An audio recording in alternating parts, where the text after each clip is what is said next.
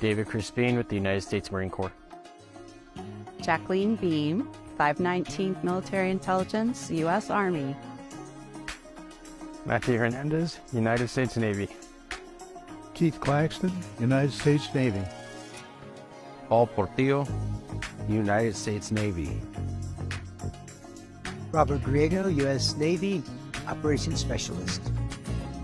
Chris Oakley, United States Navy, United States Marine Corps, State of New Mexico Army National Guard. Melinda Medlin, United States Army. Norman Aragod, U.S. Army National Guard. Raven Nieto, United States Army. Oscar Martin Lopez, United States Marine Corps. Martin, United States Army, retired. Valentino Baca, United States Marine Corps. Jeff Folgate, United States Air Force. Kenneth Quintana, United States Army, and as well as New Mexico National Guard. Combined service, 24 years.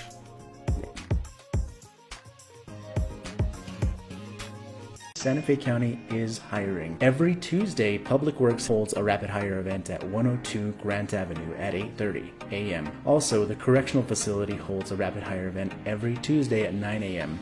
That is at 28 Camino Justicia.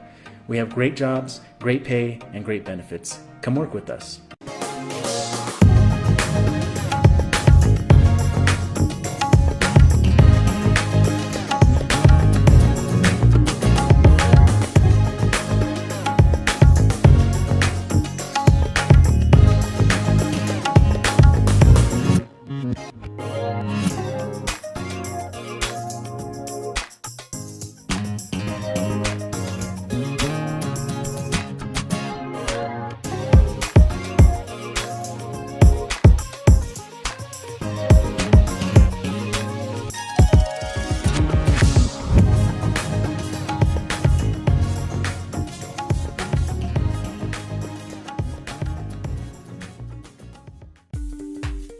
Why do you work for Santa Fe County?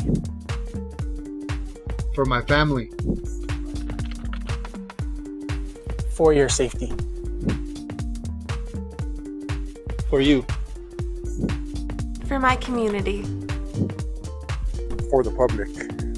For the community. For the retirement. To serve my community. For my family.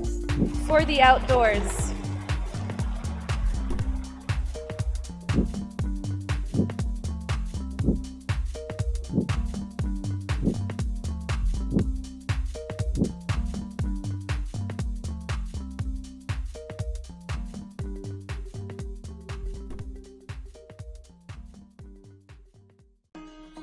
David Crispin with the United States Marine Corps.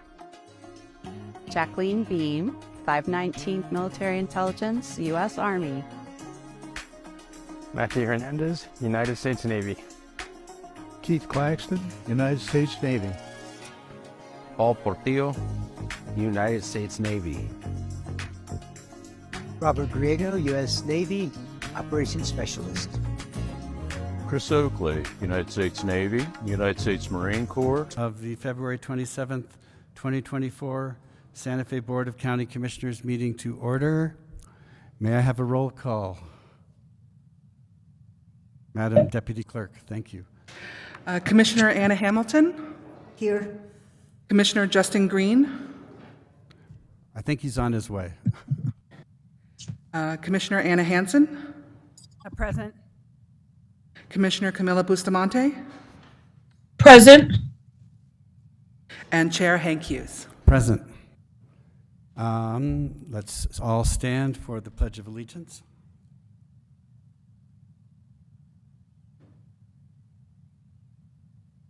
I pledge allegiance to the flag of the United States of America, to the republic for which it stands, one nation, under God, indivisible, liberty, and justice for all.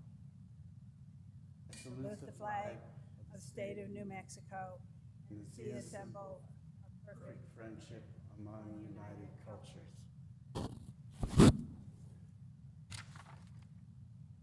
And for the land acknowledgement, I acknowledge that this county building and Santa Fe County are on the original homeland of the Tewa people who know it as Oga Poge Owinge, the White Shell Watering Place.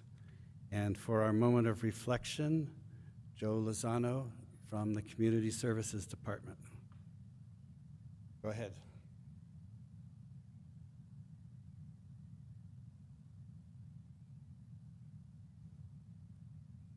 Let us take a moment to focus on the work ahead of us today, being ever mindful of our decisions and the best interest of our community. We take a moment of silence.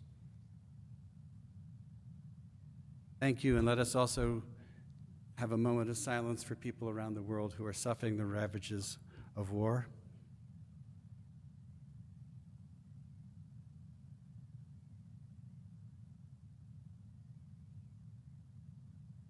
And let's all be seated. Thank you. And that takes us to approval of the agenda. Deputy Manager Cordova, are there any changes to the agenda? Mr. Chair, the original agenda was sent out on Tuesday, February 20th. The amended agenda was posted on Friday, February 23rd. There was a couple changes. Our consent agenda 4D, the item was moved from consent to miscellaneous action items. Matters from the county manager, 9B, second session of the 56th legislature update has been added, and executive session, item 11A, executive session, limited personnel matters, regarding road settlement agreements concerning county-maintained roads within exterior boundaries of pueblos has also been added, and those are the only changes at this time. Okay, thank you. Can we have a motion? Mr. Chair, I move to approve the agenda with amendments and changes. Second. Okay, we have a motion from Commissioner Hanson, seconded by Commissioner Hamilton. All in favor say aye. Aye. Aye. Any opposed? Thank you. Any opposed? Okay, motion passes. We are on to years of service, retirements, and new hire recognitions. Manager Cordova.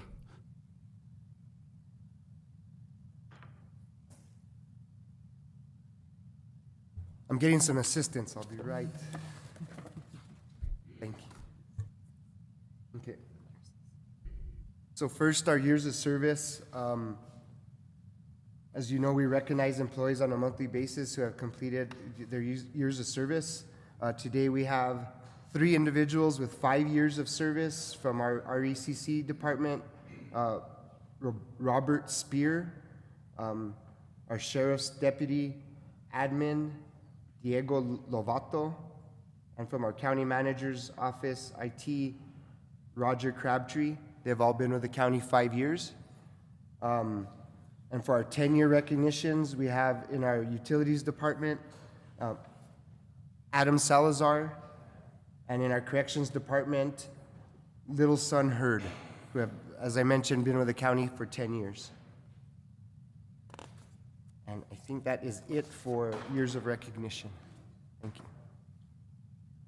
Then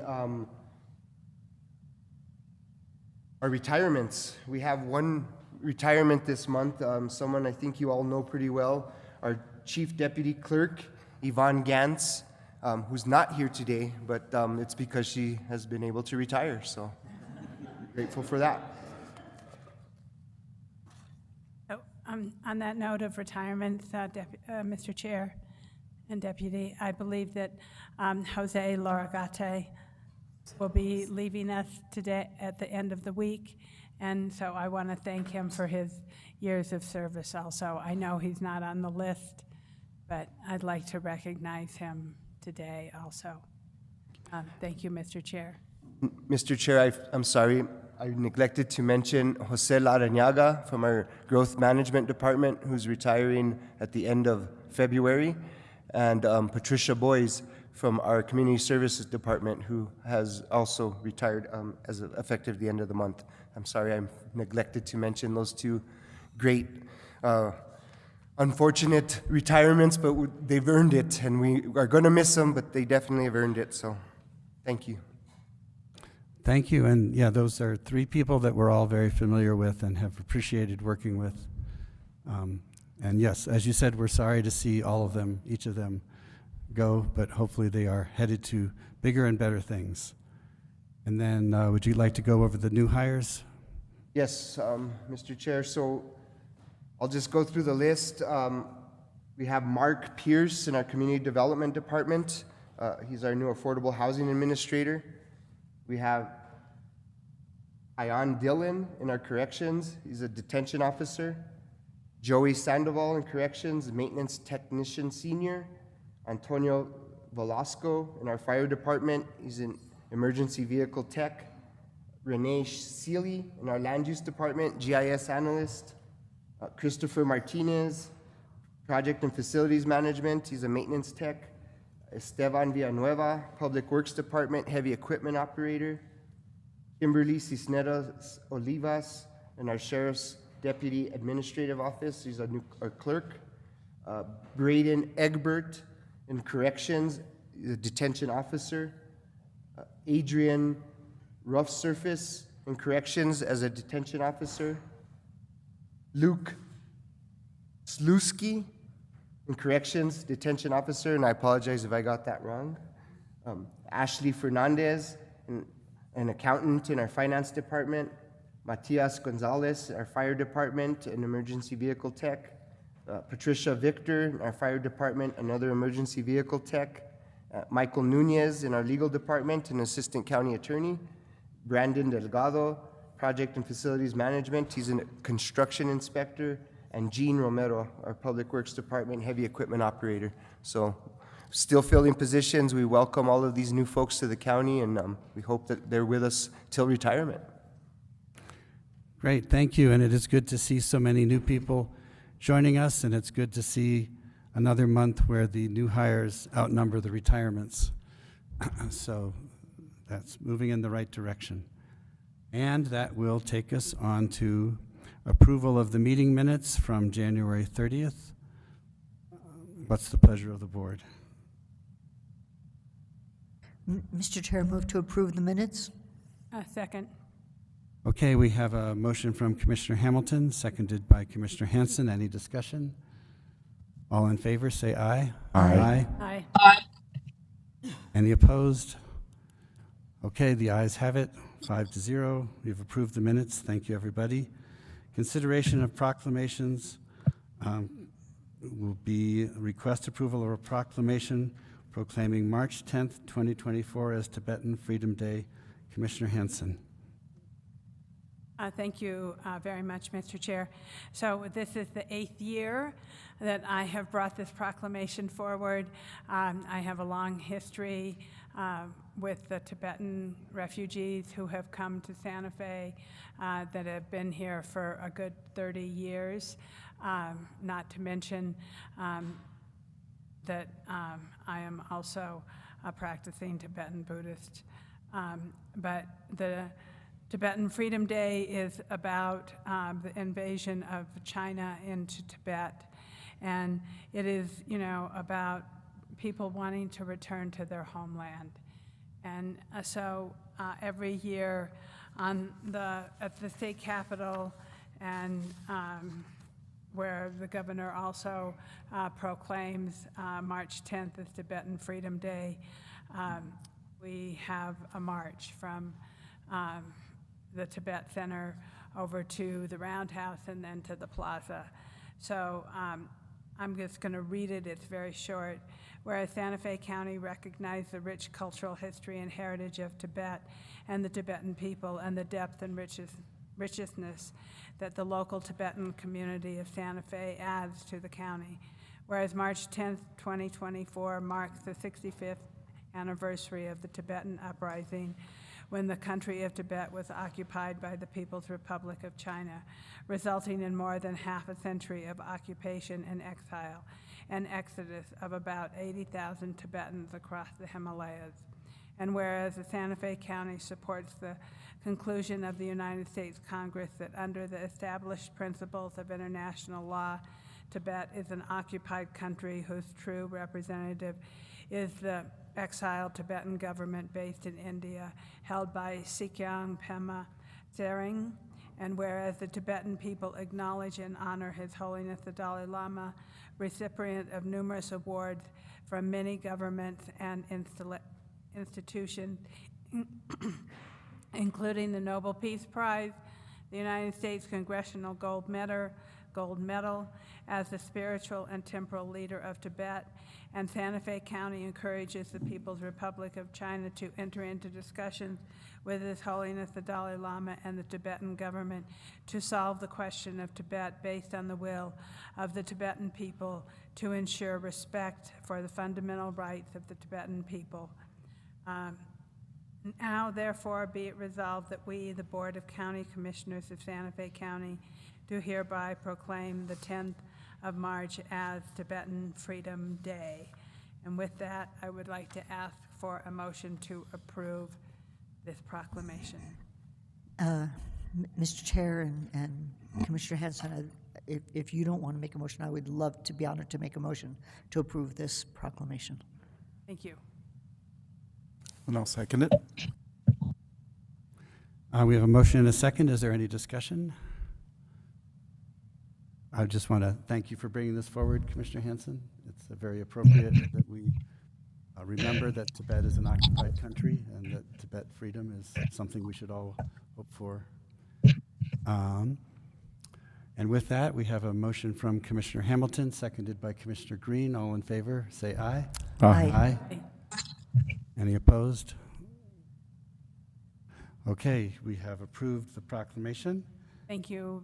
Thank you. I want to thank this board for the years that we have passed this resolution and how meaningful it is to me personally, but also how meaningful it is to the entire Tibetan community that lives in New Mexico. So thank you very much. Very good. And that takes us to the consent agenda. Are there any items on the consent agenda that people wish to remove for discussion? If not, can we have a motion on the consent agenda? Move to approve the consent agenda as presented. Second. Second. Well, you probably said it first, Commissioner Bustamante, but it came to us later. So I'm we have sorry. a motion by Commissioner Green, seconded by Commissioner Hanson. All in favor, say aye. Aye. Anybody opposed? Okay, the consent agenda is approved, and that takes us to appointments and reappointments. Mr. Chair, can I provide those resolution numbers? Yes, resolution numbers for the consent agenda would be appreciated. Thank you. For item 4A, it's 2024025. For 4B, it's 2024026. For 4C, it's 2024027.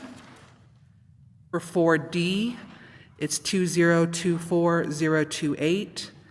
And for 4I, it's 2024029. Thank you very much for keeping us on track there. And now we will go to appointments and reappointments, appointing members of the Santa Fe Lodgers Tax Advisory Board. And I think for that we have Lisa Katanik.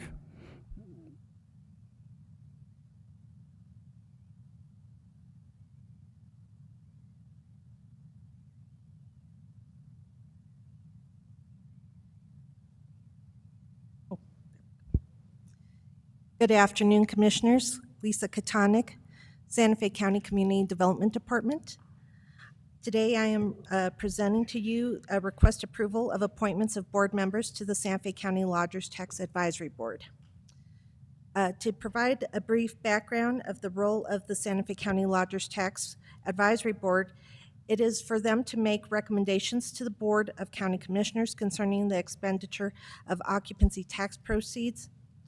LTAB prepares semi-annual budgets, setting forth the amount of money collected by the county treasurer, and also setting forth all expenditures made during a semi-annual period. The LTAB consists of 5 residents, of the county, 2 of whom represent the lodging industry, 2 of whom are directly involved in tourist-related industries, and 1 member at large who represents the general public. Members must reside within Santa Fe County, and LTAB members serve a 2-year term and may be renominated for up to 2 additional successive terms. The terms of all 5 LTAB members expired on January 11th of 2024, and the term of appointed LTAB members will be 2 years from the date of February 27, 2024 to February 26 of 2026. The Santa Fe County advertised the board member positions for the Lodgers Tax Advisory Board on December the 7th. And staff has received letters of interest and resumes and all mandatory forms from the following individuals seeking appointment to the Santa Fe County Lodgers Tax Advisory Board. Those individuals representing the lodging industry, Don Ibis, who is the finance director for Bishop's Lodge, Auberge Resorts Collection. From the lodging industry, Jennifer Gergis, Director of Sales and Marketing for Four Seasons Resort Rancho Encantado Santa Fe. Representing tourism-related activities is Rich Headley, co-owner of Bear Creek Brewing. Tourism-related activities, also Kit Fox, which is Jennifer Coker, the owner of Kit Fox. At large, Maggie Nation LLC, Maggie Nation Growth Strategist with Maggie Nation LLC. And the last one is Richard Lavelle with Regional Development Corporation at large. The recommended action approval of the appointments is for Ms. Dawn Ibis, Ms. Jennifer Gergis, Mr. Rich Headley, Ms. Jennifer Coker, and Mr. Richard Lavelle to the Santa Fe County Lodgers Tax Advisory Board. I stand for questions. Questions from the board? Mr. Chair, Commissioner Hanson. I'd like to make a motion to approve the recommended action of Ms. Dawn Ibis, Jennifer Griot, Rich Headley, Jennifer Coker, and Mr. Richard Lavelle to the Santa Fe County Advisory Board. Is there a second? Yeah, I'll second that. Is there discussion? I just have one quick question, which is I assume that there was only one open spot for an at-large member? Yes, that is correct. And both individuals do bring something to the table, so it was very hard to choose. However, Mr. Lavelle has been very active in the Santa Fe hospitality industry, as well as the Regional Development Corporation, and is working with small businesses on the outdoor recreation component of the outdoor recreation economy. Okay, thank you. Any other questions? So we have a motion by Commissioner Hanson, seconded by Commissioner Green. All in favor say aye. Aye. Aye. Aye. Any opposed? And any opposed? Okay, so the Thank you so much, appointments Commissioners. are passed as suggested. Thank you. And that moves us to item number 6, resolution requesting an increase to the state special appropriation fund in the amount of $235,000. And I see you're not Jennifer Romero, you're Yvonne Herrera, and there's Jennifer Romero. Okay, go ahead, ladies. Mr. Chair, Commissioners, the budget adjustment in front of you is requesting to budget a junior bill appropriation in the amount of $235,000 for the New Mexico Coalition to End Homelessness to provide HMIS licenses at no cost to partner agencies statewide with an aim to expand the use of the system by removing financial barriers. Funds must be expended by June 30th, 2024. And with that, we stand for any questions. Okay, are there any questions? I have one. Yes, go ahead, Commissioner Green. Thank you, Mr. Chair. Who was the sponsor of this? Who was the legislator? Mr. Chair, Commissioner Green, I apologize. I do not know the sponsor of this bill for the junior bill funds. It took a moment for us to receive the agreement. Just thought we should thank them, but thank you very much. Commissioner Green, I believe it was Senator Pope. At least that's who I know was being asked. And I'll just let you know I need to recuse myself from this vote because I'm still connected to the New Mexico Coalition to End Homelessness in a very minor way, but still I will recuse myself. Any other questions? I move to approve. And I'll second. We have a motion and a second motion from Commissioner Hanson, seconded by Commissioner Green. All in favor say aye. Aye. Aye. And any opposed? So by a vote of 4 in favor and 1 recusal, the motion passes. Thank you very much. That will, we need a resolution number. Yes, sir, Mr. Chair. That resolution number is 2024030. Thank you very much. And we'll move on to miscellaneous action items B, a resolution adopting the Santa Fe County Open Space Trails Parks Work Plan.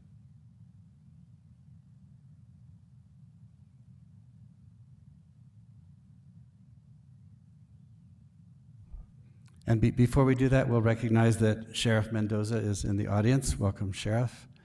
And we should have recognized a long time ago that Commissioner Green joined us very seconds after we started the meeting. But okay, let's go ahead with 6B.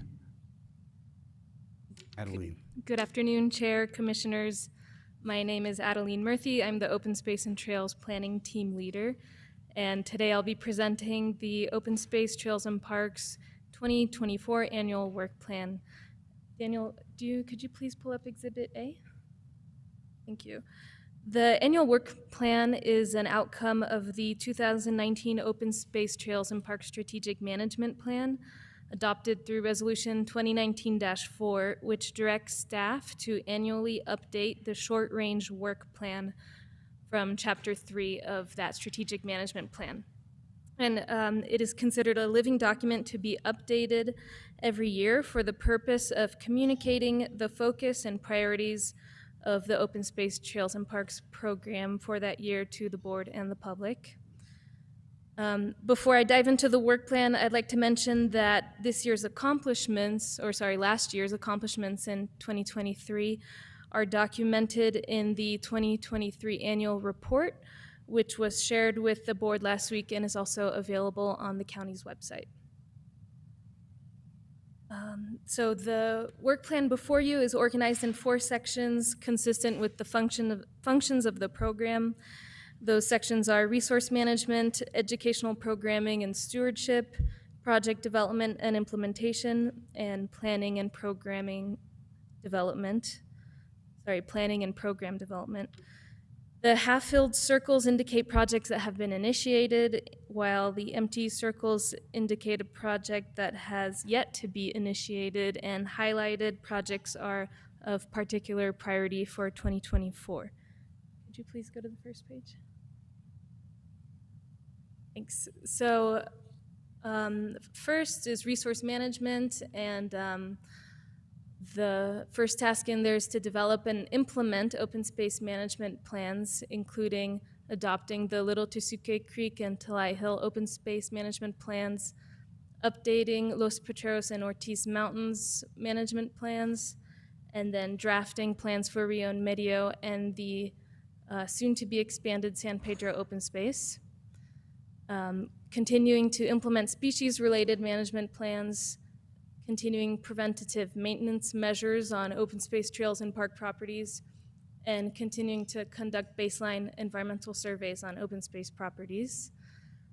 The next big task within resource management is to develop and implement long-range restorative management practices, including identifying and prioritizing restorative land management best practices appropriate to the open spaces of this region, continuing the first phase of the Forest Resiliency Project at the Ortiz, continuing erosion control projects at Thornton Ranch, completing the plan for floodplain restoration at Rio and Medio, and continuing to install boundary and wildlife-friendly fencing at Los Potreros Open Space, continuing to partner with wildlife rehabilitation organizations to facilitate wildlife releases on open space properties, and continuing to use open space properties as demonstration sites for successful resource management with regional partners.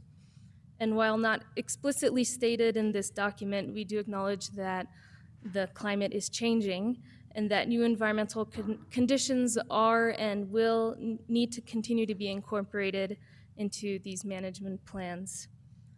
Identifying and increasing restorative management practices is a big part of that effort. Next is educational programming and stewardship, which includes facilitating this year's Master Naturalist training course, as well as scheduling workdays and restoration projects with trained Master Naturalist volunteers, training new volunteer open space property stewards, increasing the stewardship of trails and volunteer participation in trail maintenance, continuing to install signage at open spaces, including interpretive, safety, wayfinding signage, increasing communication about the program through materials such as trail maps and brochures, and continuing to partner with SiteWatch, a program of the New Mexico Historic Preservation Division, to monitor culturally significant sites on open space properties. The next section is project development and implementation, which is primarily achieved in the Public Works Department. A priority this year is to begin construction of the Santa Fe River Greenway from Siler to San Ysidro Crossing. Seek funding for property acquisitions and design of the next section of the Greenway from Romero Park to South Meadows. Beginning the construction of the ballpark improvements in Madrid. Seeking funding for the design of Phase 3 of Romero Park, which will include multi-purpose fields, baseball fields, and additional pickleball courts. Seek funding for the design of the Arroyo Hondo Trail from New Mexico 14 to the Rail Runner Station at NM 599. Begin the construction of the Arroyo Hondo Trail from the Turquoise Trail subdivision to Velocity Way. Construct 9 Mile and Avenida El Dorado trailheads. Mind scrolling down? Oh, okay, I can pull it up from here. Construct Avenida de Compadres trail improvements. Begin the design of the Avenida Azul Trail, and finalizing the design and beginning the construction of the rail trail from Spur Ranch Road to US 285. Which will also include a new trailhead off of US 285. Seek funding for the preliminary engineering and design of the rail trail from US 285 to County Road 33 near Lamy. Construct the new Spur Trail trailhead as part of the Northeast-Southeast Connector project. Plan and design a porous road at Los Potreros, which will help with wetland connectivity. Construct the trail reroute of Little Tesuque Creek open space to get the trail out of the stream bed. Coordinate the environmental assessment of Thornton Ranch, the development of trails there with BLM. And complete the acquisition of 2 new open space properties, the expansion of San Pedro open space and 10 Little Hills in Cerrillos. Begin planning for safe trailhead options at Little Tesuque Creek open space, and begin a master plan for the development of trails of the expanded San Pedro open space. And then lastly, the final section is planning and program development. The items in the work plan are to conserve open space properties through the Transfer of Development Rights Program, develop policies for tribal co-stewardship of Thornton Ranch open space, implement the Open Space Ranger Program, modernize open space related resolutions and ordinances to reflect the current mission of the program. ColdPAC will be studying options for the funding of open space acquisitions, Also updating the Open Space and Trails official map in the SLDC to update existing trails and include new priority trail connections. Facilitating staff training in sustainable trail design, construction, and maintenance. Supporting the Rio Grande Trail Planning Initiative with the New Mexico Outdoor Recreation Division. And finally, exploring ways to increase trail connectivity, particularly in rural communities. So as you can see, there's a lot in store for 2024. However, the staff for the Open Space and Trails and Parks program is within 3 different departments, the Growth Management Department, Public Works, and Community Development Departments. And we continue to actively collaborate to move these projects forward. I'd also like to let you all know that the county's first open space interpretive ranger, Rose Masters, was hired 2 weeks ago. We are really excited that she's joining the team. She's in training right now, so unable to be here. But thank you, and I stand for any questions. Thank you, Adeline, and that seems like a lot of work. So, but it's all good stuff. Any questions? Commissioner Hanson. Okay. I think it looks great, of course. I completely support open space, but how much staff do you have to do this? Between Public Works, Community Development, and Growth Management, I think there's about 20 staff members. Okay, well, that helps. Yeah. I mean, you're not out there by yourself. No. And I'm glad to see that you have support, because I think all these projects are really important for the constituents of Santa Fe County. Absolutely. I don't think that you know the answer to this, and because I don't know the answer to this, but there is not a new acting director for BLM, is there? To my knowledge, no. That's what I thought. I know we need, I don't expect us to have a permanent field director of BLM, but it would be nice if we had an acting BLM director, so we had somebody to contact. But I know Brad Higgins has gotten a raise or a promotion, so I think he is probably our best contact. So the county is working with them on the shooting range. I didn't see that on the work plan. I don't know if you consider that part of your open space, but in the past it was under, I think it was under somewhere in community development. But also, also protection of the Caja del Rio and the petroglyphs. And I know these are all, that's a state park and it's BLM land and forest land, but I think that because of the impact to residents and the impact on our sheriff's department, I think it's something we should keep in mind and maybe put it somewhere in the work plan as we move forward, that there are active people trying to protect the Caja del Rio, and that we are working towards monument status and co-management with the tribes, and other things evolved with that. So I think it's important to remember that and remember how dangerous it is out there and the impacts to our sheriff's department and to the rangers out on the Caja, because we really need some kind of protection out there for what is going on. And that's all I have at the moment, Mr. Chair. Okay, thank you, Commissioner Green.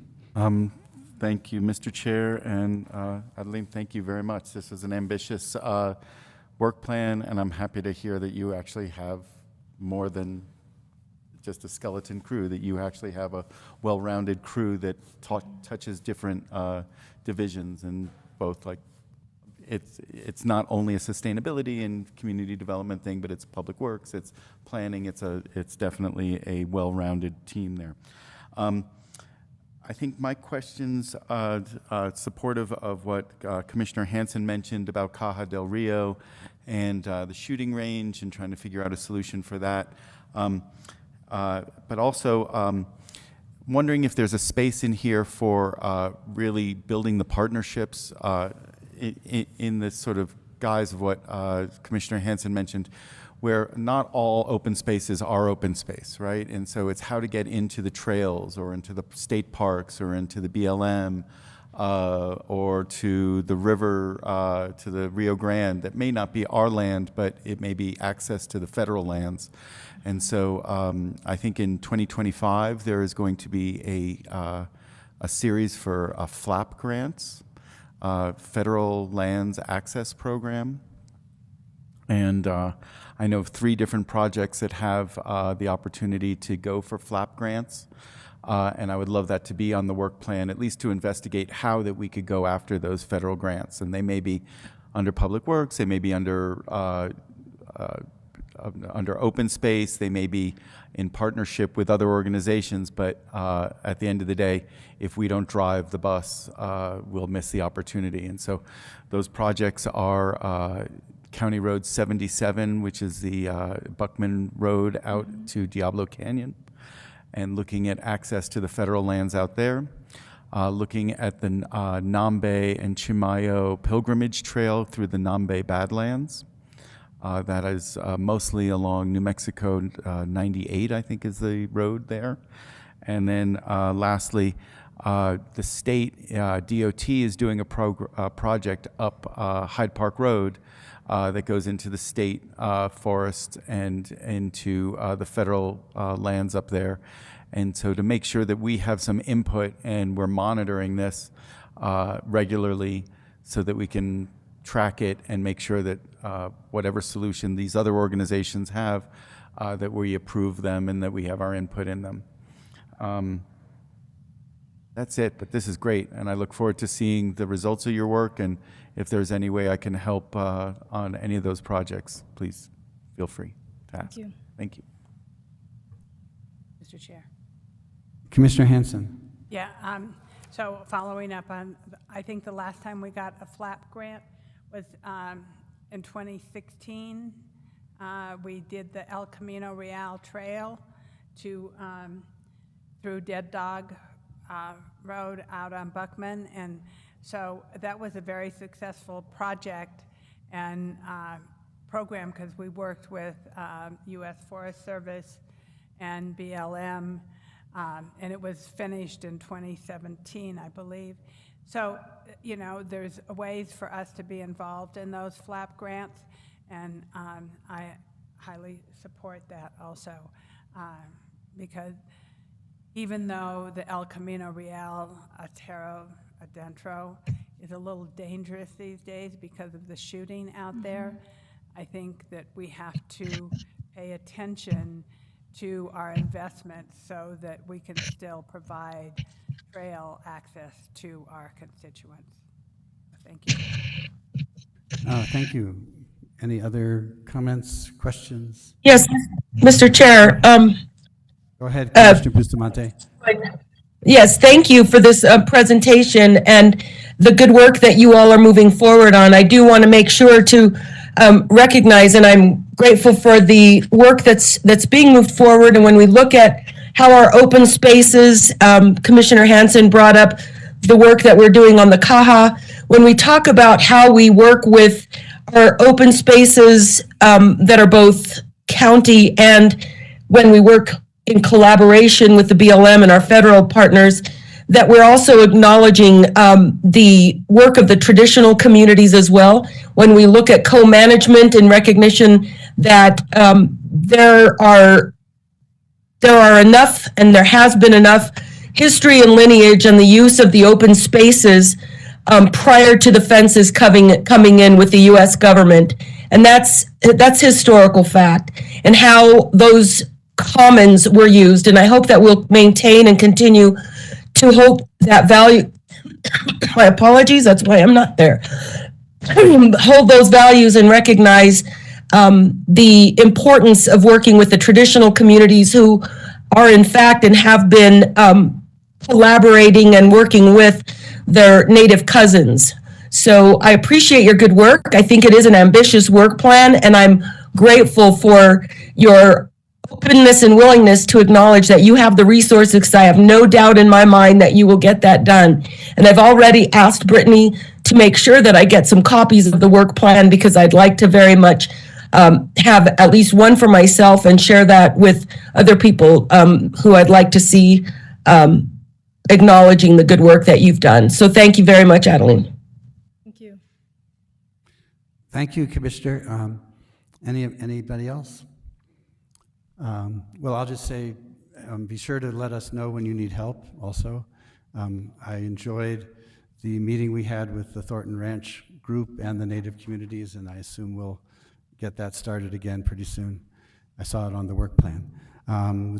Commissioner Hanson. So I will make a motion to approve or adopt a resolution adopting the Santa Fe County Open Space Trails and Parks 2024 work plan. And I'll second that. Thank you. So we have a motion from Commissioner Hanson, a second by Commissioner Green. Any further discussion? If not, all those in favor say aye. Aye. Aye. Any opposed? Okay. Thank you. We've adopted the COLTPAC work plan, and we're very proud of their work. Thank you. And I need a resolution number, Madam Deputy Clerk. That resolution number is 2024031.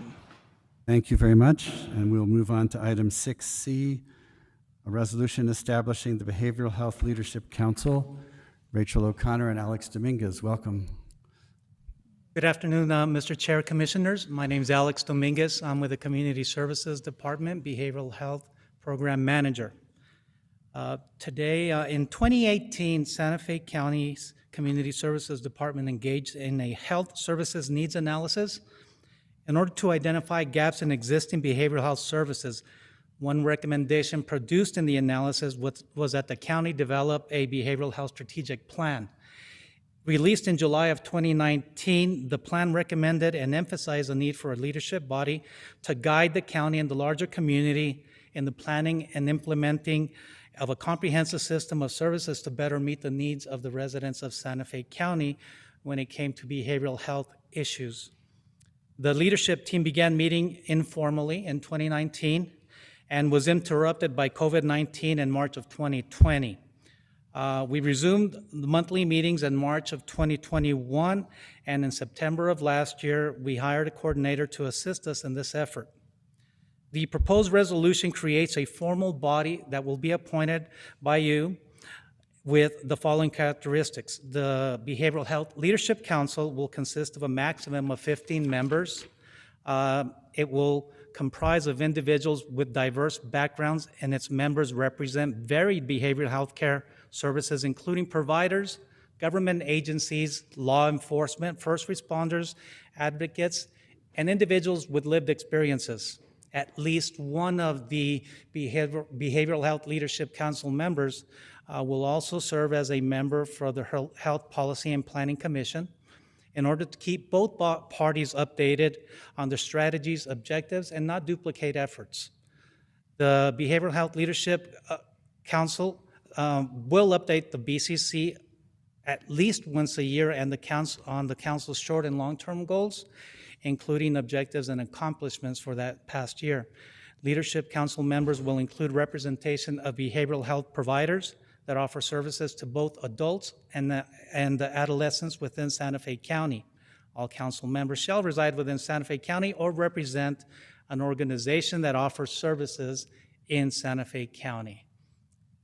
With that, Mr. Chair, council members, I stand before you for questions. Any questions? Mr. Green.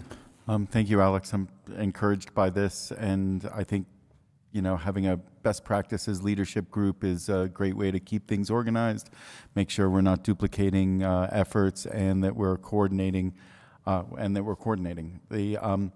question I have is that this is a very Santa Fe County aspect. Again, I seem to always ask this question, but how are we going to interface with our either internal partners, whether it's the Pueblos or the city, the cities that are a part of Santa Fe County or external partners such as Rio Arriba County or Los Alamos County or the adjacencies that are neighbors to the county, either in technical assistance or making sure that we're not duplicating, or that we understand that, for instance, that there are facilities in Rio Arriba County that may serve Santa Fe County residents, and that we could be duplicating even if they're just over the line and so on. So I'll let you answer that.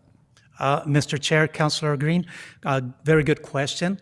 What we've done in the past is we've put our best foot forward to include representatives from all of the different agencies you just identified, to have their representation at the table or have representatives attend these meetings. Of course, when we say we're going to limit this to 15 members, that is going to be a need that's going to be greater than beyond 15 members. So we'll continue to include participation of different agencies, the pueblos, the different programs in our surrounding area, including outside of Santa Fe County that really have connections to us through northern New Mexico, being that we're the ones that do offer these services within this agency. The leadership team at this point, called a team, has always done a very good job of keeping in mind those different areas that we may be finding gaps in. And so we will continue to do our best and put our best foot forward to include those as formal representatives of the council, as well as participants, an invitation to all of our meetings, because our meetings since COVID have been a kind of a hybrid meeting, both available to everybody, both via WebEx and in person. Great, good luck. Thank you, sir. Thank you. Other questions or comments? I have a statement. I'm just very grateful for this initiative and the importance, and only till recently. The other part of my public health, though environmental is very important to me, is the social and behavioral aspects that I see to be environmental as well, because of all the other social types of effects that have an impact on community health. That being said, and I'm going to assume that you'll be working with the state working group, that someone from your committee will be a part of that. I think I've seen people from the county on those calls, as well as making sure that, as we move forward, and I don't know why I've heard it more recently about questions of I don't like the term behavioral health, which leaves me confused. The importance of understanding behavioral health and how it would affect and help us work with our policing, where it's not appropriate to have law enforcement, but more so help us make decisions about where it's not about law enforcement, but about support to individuals. This group can have a large impact on that type of issue. So I'm very grateful for the work that you all are doing and bringing this committee together, and knowing that there are statewide initiatives as well. I know that the networks will be strong, and that we'll get to a place where people who have behavioral health concerns and issues will be dealt with appropriately and not criminalized. So thank you for your good work as just one aspect of your work. Thank you. Mr. Chair, Commissioner Bustamante, thank you. Okay, any other discussion? If not, I will. Mr. Chair. Go ahead. Mr. Hanson. I would like to approve a resolution establishing the Behavioral Health Leadership Council. And I'll second that. A motion by Commissioner Hanson, seconded by Commissioner Green. All in favor, say aye. Aye. Aye. Any opposed? Okay, you have your approval. Congratulations. Congratulations, Alex. Thank you, Mr. Chair, Commissioners. And I'll ask the clerk for a resolution number. Mr. Chair, that resolution number is 2024-032. Okay, thank you very much. And that will move us on to item D, request for authorization to publish title and general summary of an ordinance prohibiting the use of single-use plastic and expanded polystyrene products in Santa Fe County. Jacqueline Bean. And if it's possible that Sarah Pierpont will be able to join us online just to make a few comments after Jacqueline. Go ahead, Jacqueline. Thank you, Mr. Chair, Commissioners. I'm Jacqueline Beam, Sustainability Manager with the Community Development Department. On September 26, 2023, the board gave direction to staff to finalize a draft ordinance that was presented in the meeting along with the single-use plastic and polystyrene working group research findings and recommendations. The draft ordinance has been further edited by legal and includes the following highlighted requirements for retail establishments, including restaurants. Retail establishments shall not provide single-use plastic bag or other bag or box that is not a reusable carry-out bag, recycled content paper bag, or recyclable cardboard box for the purpose of carrying groceries, food, or other goods from the point of sale. This subsection shall not apply to the following: pre-check-out bags provided to customers, bags provided for prepared takeout food with a high liquid content that is intended for consumption away from a retail establishment's premises, laundry, dry cleaning, or garment bags, including bags provided by hotels to guests to contain wet or dirty clothing, bags used to contain or transport live animals such as fish or insects sold in pet stores, bags used to transport chemical pesticides, drain cleaning chemicals, or other toxic chemicals sold at the retail level, and bags used to protect paper newspapers from inclement weather when delivered to customers at their homes, or plastic wrappings, bags, or containers distributed by the manufacturer for packaging or preparing goods for display prior to sale. It also includes an imposed 6-month timeline for the adherence to the ordinance. And in the meantime, during that 6 months, the Sustainability Division will provide educational support to retail establishments affected by the new ordinance. If approved, the proposed and estimated timeline for educational outreach will include a letter notification, an online hotline for information and resources, and a 6-month retail establishment compliance requirement. And the compliance effective date, if approved today, would be October 26, 2024. And further to summarize the enforcement piece, the proposed ordinance is a standalone ordinance and a hotline for complaints, and information will be made available by the Sustainability Division. Non-compliant businesses will be tracked for the purpose of education and will receive a letter from sustainability staff to provide additional support in transitioning from single-use plastic and polystyrene point-of-sale packaging.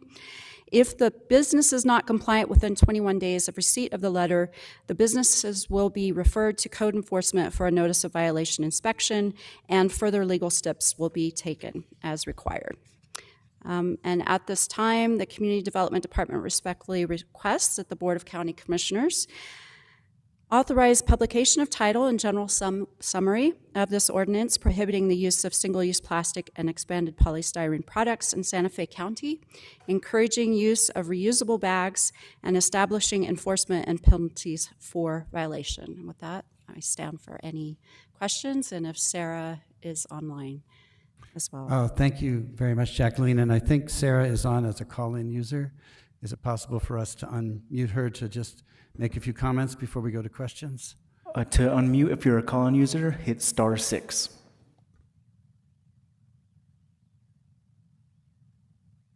Sarah, if you're able to hit *6. Hi. Sorry about that. Can everybody hear me okay? We hear you. Thank you. Hello? Oh, great. Thank you. So we just, we were part of the year-long study. And so I just want to emphasize that the commission really looked at what other states have been doing and to put together this draft ordinance comparing what could work best for New Mexico. We do think it's important to keep that fee. I understand for the single-use plastic bag bans, if you have a fee like that 10-cent fee that the retailers may be able to charge at the point of sale, because what we really want to do is encourage reuse. We don't want to switch from single-use plastic bags to single-use paper bags. So I'm glad that fee stayed in there. I know it's not required, but I do imagine that most stores will choose to do so. So we really appreciate the commission taking the time to do the study and the due diligence ahead of time to be able to ensure that we put together something that is can work for Santa Fe County. Thank you very much, Sarah. Sarah, again, was the chair of the committee that developed the ordinance over the course of a year. And now let's go to questions from the commission. Commissioner Green. Thank you, Mr. Chair, and thank you, Jacqueline. This is encouraging, and thank you to the members of this committee to put this all together. I think some input was asked of me early on in my tenure about a year ago, and I appreciate that there's a level of appreciation for what restaurants have to go through. And so I work very closely with a bunch of restaurants. And so having a carve out for prepared takeout food with high liquid content, being that I operate a delivery company, that is relatively important in our world of customer, being able to deliver properly to customers. And so it is appreciated that things like that are in there. And while I don't think that this is necessarily a part of the ordinance, I think that there's an added place where Santa Fe County can come in and be of assistance to provide best practices, which is when a small organization has to go out and buy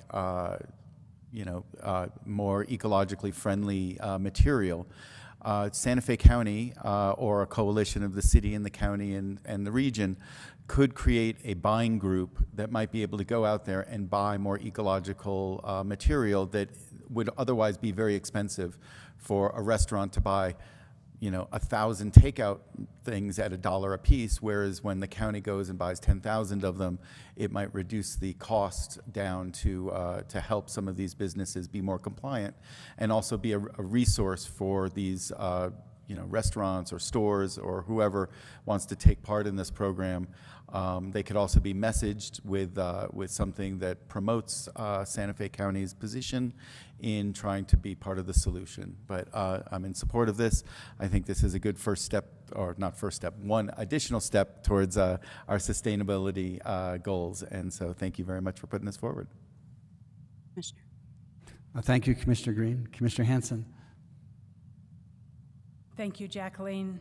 Thank you to the entire working group and the liaisons who worked on this, and Commissioner Hughes who worked on this with me. This is something that I have wanted to see since 2017. So I'm really happy that it is happening now, at least before I leave the commission.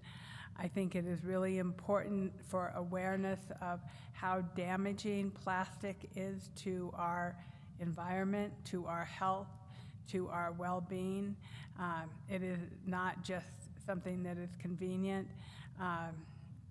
60 years ago, we were able to figure out how to manage without all this plastic, and I think that we can do this again. We can figure out how to make our world healthier and safer for the residents of Santa Fe County and New Mexico, and this is a good leading example of what the legislature could do in the future for the state of New Mexico. So thank you, everybody, for your really long and hard and diligent work on this. Thank you. Thank you, Commissioner Hanson. Other comments? So I'll just say, like Commissioner Hanson, I've been looking forward to this for a long time. It's one of the first things I worked on as a commissioner, which was a while ago in my first term. And I really appreciate the committee's work. Two of the committee members are in the audience. Why don't you guys raise your hands just so we can say thank you to you as well for your input. I think this is really important. I think that plastic, we are realizing how damaging it is to our health as well as to the environment. And so this comes at an ideal time for us to make a difference in our community. It's a small difference because there'll still be lots of plastic around, but at least some of the more disposable types of plastic will not be around if we pass this. I did have a question for staff. When would we have the public hearing? This is just the first step. This publishes the title general summary. Next step would be a public hearing. And do we know what date that would be if we pass the this part tonight?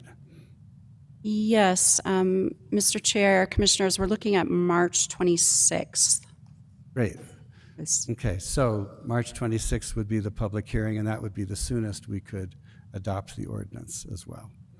Great. Go ahead, Commissioner Hanson. I would like to make a motion. Go ahead. I would like to request authorization to publish title and general summary of ordinance number, an ordinance prohibiting the use of single-use plastic expanded polystyrene products in Santa Fe County, encouraging use of reusable bags, and establishment of enforcement and penalties for violation. And I'll second that. Okay. We have a motion by Commissioner Hanson, seconded by Commissioner Green. We don't need to do anything special with this. No, we could just pass this by voice. All in favor, say aye. Aye. Aye. Any opposed? Mr. Chair, Yes. for the purpose of order, I'm just wondering if it was proposed that we request permission. I think that from our end, we are authorizing it, correct? The motion was made stating requesting permission to provide, and I think that we're saying I am moving to provide permission for we're not asking for permission to produce this. We're doing it. We're saying this is something that we're going to do. And the minutes might Use the word reflect. permission. It was to publish title and general summary. I heard that it was to, Yes, I know. permission to, I don't think okay, you I used the heard word it permission. differently. I heard it differently. Okay, no problem. Thank you. As long as the minutes reflect that we are publishing title and not asking permission to do so. That's what I heard on this end. We're fine. Thank you. Commissioner Bustamante, have you ever known me to ask permission? You know, that would have been a There, first. So that should be clear. Okay, so we have accomplished the first step. We're going to publish title and general summary and have a public hearing on March 26th. Thank you, Jacqueline, for all your work as well on this. Thank you, Mr. Chair, Commissioners. Okay, so that takes us to item number 7, presentations. And we have a presentation from the Santa Fe County Sheriff's Office, Accomplishments and Goals for FY25. Sheriff Adan Mendoza, welcome.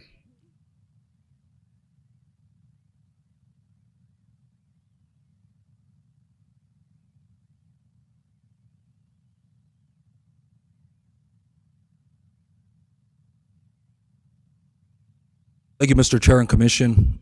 I appreciate the opportunity today to do hopefully a short presentation on some of the things that we've accomplished in the year 2023 and some of the goals that we plan to accomplish in 2024.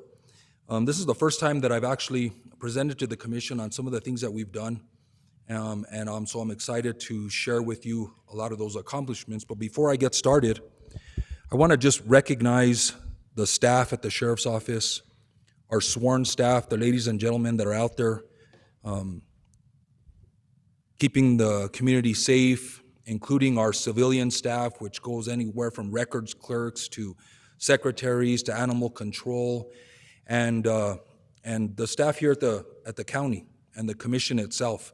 None of this would have been possible without the team effort from all these individuals, all these departments, and our community in general.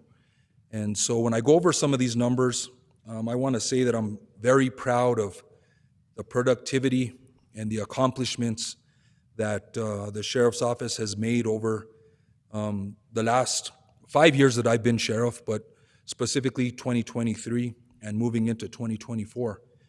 Before I go into that, I want to introduce some of my staff, which a lot of people already know, but for those that are watching online, this is Under Sheriff Ken Johnson,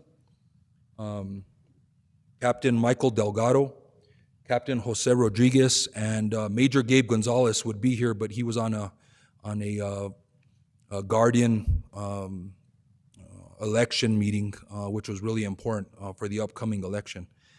But I wanted to point out the years of experience with the staff that you see up here. Under Sheriff Johnson has 28 years, Major Gonzalez, 25 years experience, Captain Delgado, 20 years experience, Captain Rodriguez, 23 years experience. That's 96 years of experience standing up here. And if you include my 25 years, that's 121 years of experience at the Sheriff's Office. And I think that's something to be proud about. These gentlemen, everybody standing here could retire tomorrow if they wanted to, but they stay and put up the good fight for the community, for the Sheriff's Office, and for the county, so that's something to be acknowledged, for sure. We'll move Mr. into the Chair, meat and thank potatoes. you. Thank you very much, Sheriff. Thank you. In 2023, I'll talk about deputies responded in 2021. I'm gonna go over 21 and 22 so we have something to compare it to. In 2021, we responded to 48,422 calls. In 2022, we responded to 49,144 calls. And in 2023, we responded to 56,456 calls for service. That's a tremendous amount of calls to be responding to, and as you can see, the amount of calls is increasing over the last 3 years. And I'm assuming if the trend continues, that we'll be responding to more calls this year. Close patrols. These are patrolling of our neighborhoods, our county roads, communities. In 2021, deputies did 9,292 close patrols. In 2022, they conducted 11,541 close patrols. In 2023, they conducted 20,193 close patrols in our communities. They took physically 4,419 reports in the year of 2023. That's a tremendous amount of reports. These are written reports. These are reports that are documented. And not every call that we go to service requires a report. In 2021, traffic stops, 8,513. 2022, 6,348.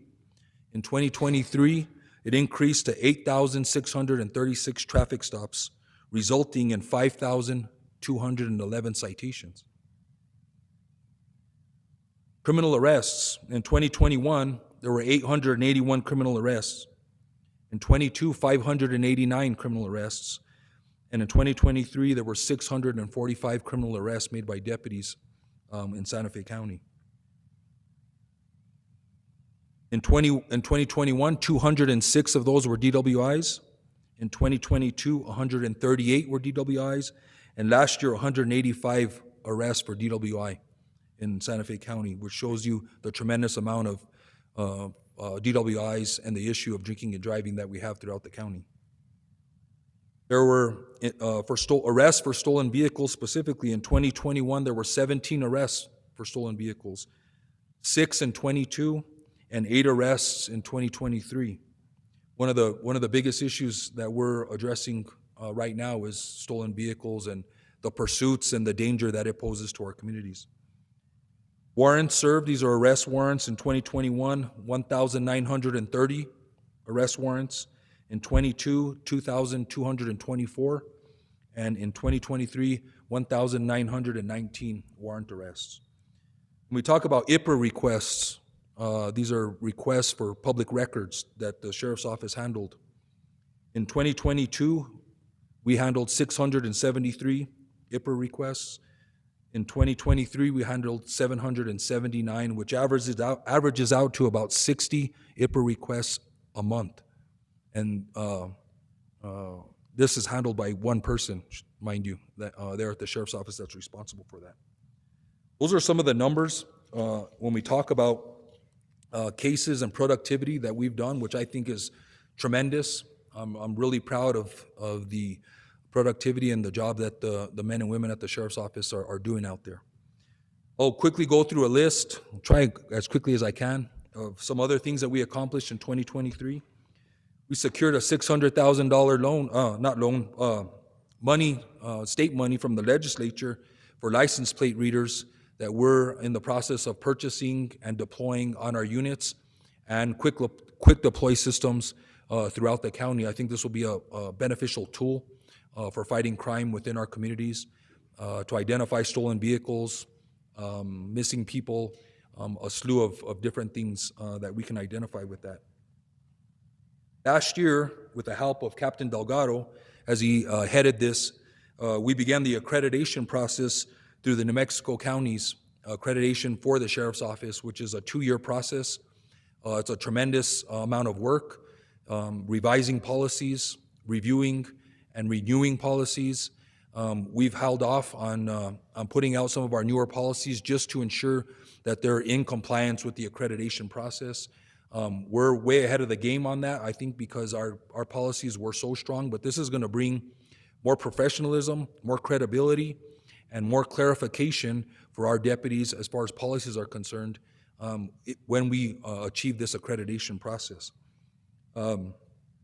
Last year, one of our biggest challenges, and it's still one of our biggest challenges today, is filling vacancies.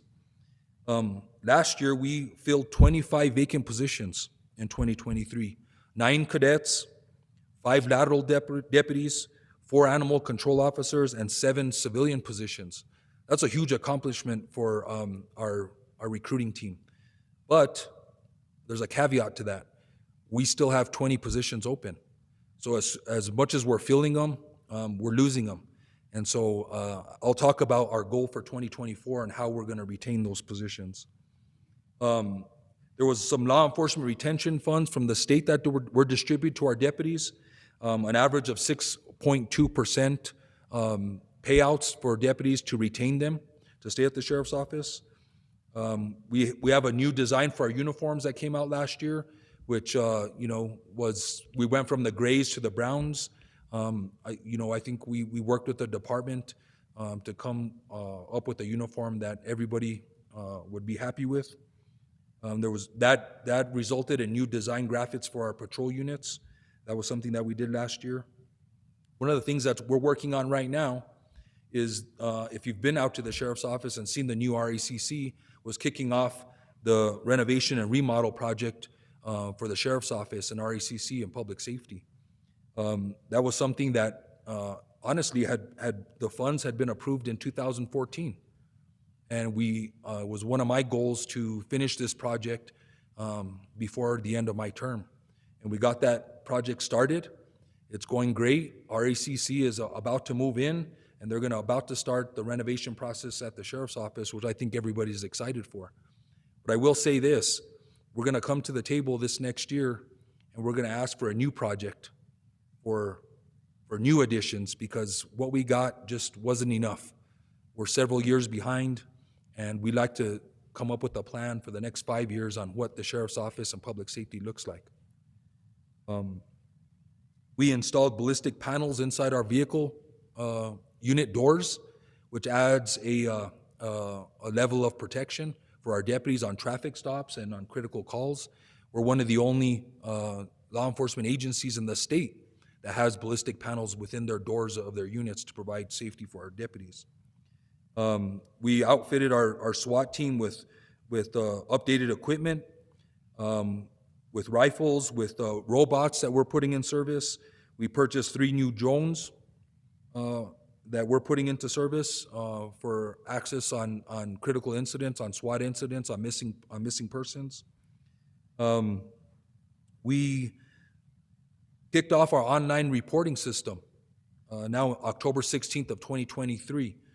What that was a system where people could report very minor crimes and other reports that we realized were taking our deputies time and effort to respond to. They can now call in and go online and fill out these reports and get those reports on record and followed up if needed. But it saves our deputies time from responding to calls that are, may not be priority calls at the time. And I want to say one thing, that if a citizen wants a deputy to respond in person, we will do that, no matter what the crime is. But it's an option for our community, and I think that's great. We did some new policies. As you can see, I wear a beard.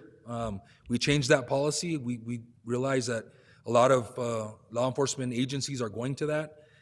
Beard and tattoo policies, we're just trying to keep up with the times. We changed our uniforms to some outer carriers, which our deputies are wearing, which they're a lot happier with. Takes the load of the weight off their hips and really help them out. We went to lighter ballistic vests for comfort of our deputies and for protection. With some of the state monies that were given for recruitment and retention, we offered a $10,000 signing on bonus for lateral deputies and a $5,000 bonus for cadets. And I think that helped us in our hiring process last year.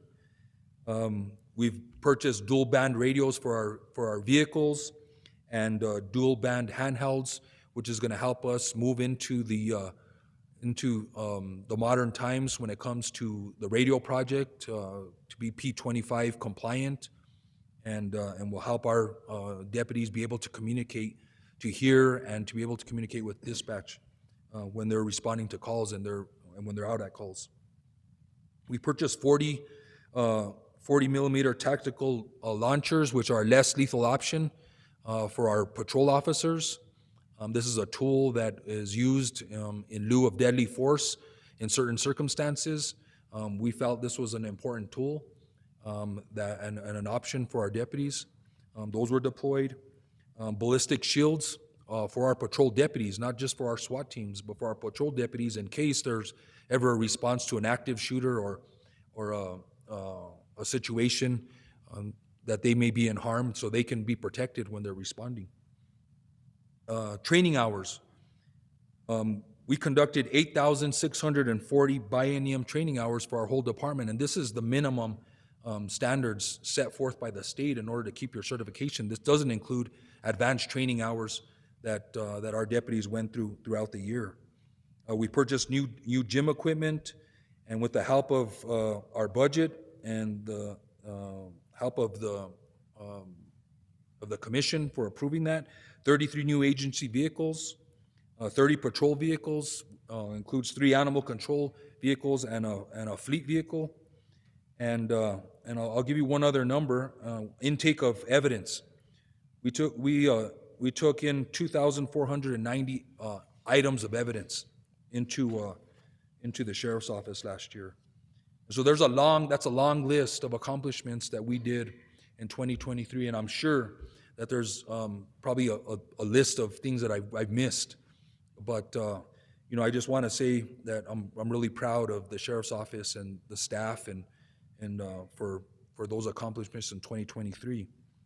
And with that being said, I'd like to just move on to some of the things that we're looking at for 2024, and I'll wrap up my presentation. I just want to be respectful for everybody's time. Again, the number one priority for the sheriff's office is filling our vacancies. We need to hire more people. We need to get deputies out on the streets. With our 20 person vacancy, it's very difficult to provide a beneficial schedule to our deputies, to make sure that there's men and women out on the streets at all times, fulfilling grant obligations for overtime, special requests that come in for our deputies to be at polling places, at BLM, and things like that. It's very hard to do that because everybody's working overtime just to maintain the level of staffing that we need for public safety out in our communities on each shift.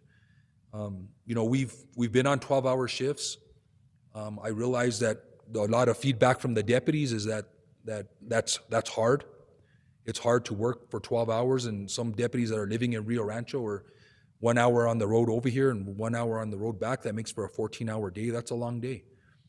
We'd like to get back to 10-hour shifts is what we're traditionally at, but we need to hire more people. We can't get back to a beneficial schedule until we fill those positions. So that's our number one priority. We also put in for another $600,000 allocation from the state. I'm hoping that will get approved upon the governor's signature. This is going to be to upgrade our less than lethal taser equipment. which is severely outdated, and that'll help us with some new tactical vests and helmets and stuff for our deputies out in the field. We're also in the process of transitioning our firearm systems, which haven't been upgraded in about 5 or 6 years. I think everybody's excited for that. It'll bring more confidence and for our deputies when it comes to firearms training. We're going to do a watch guard upgrade, which is our lapels and in-car video.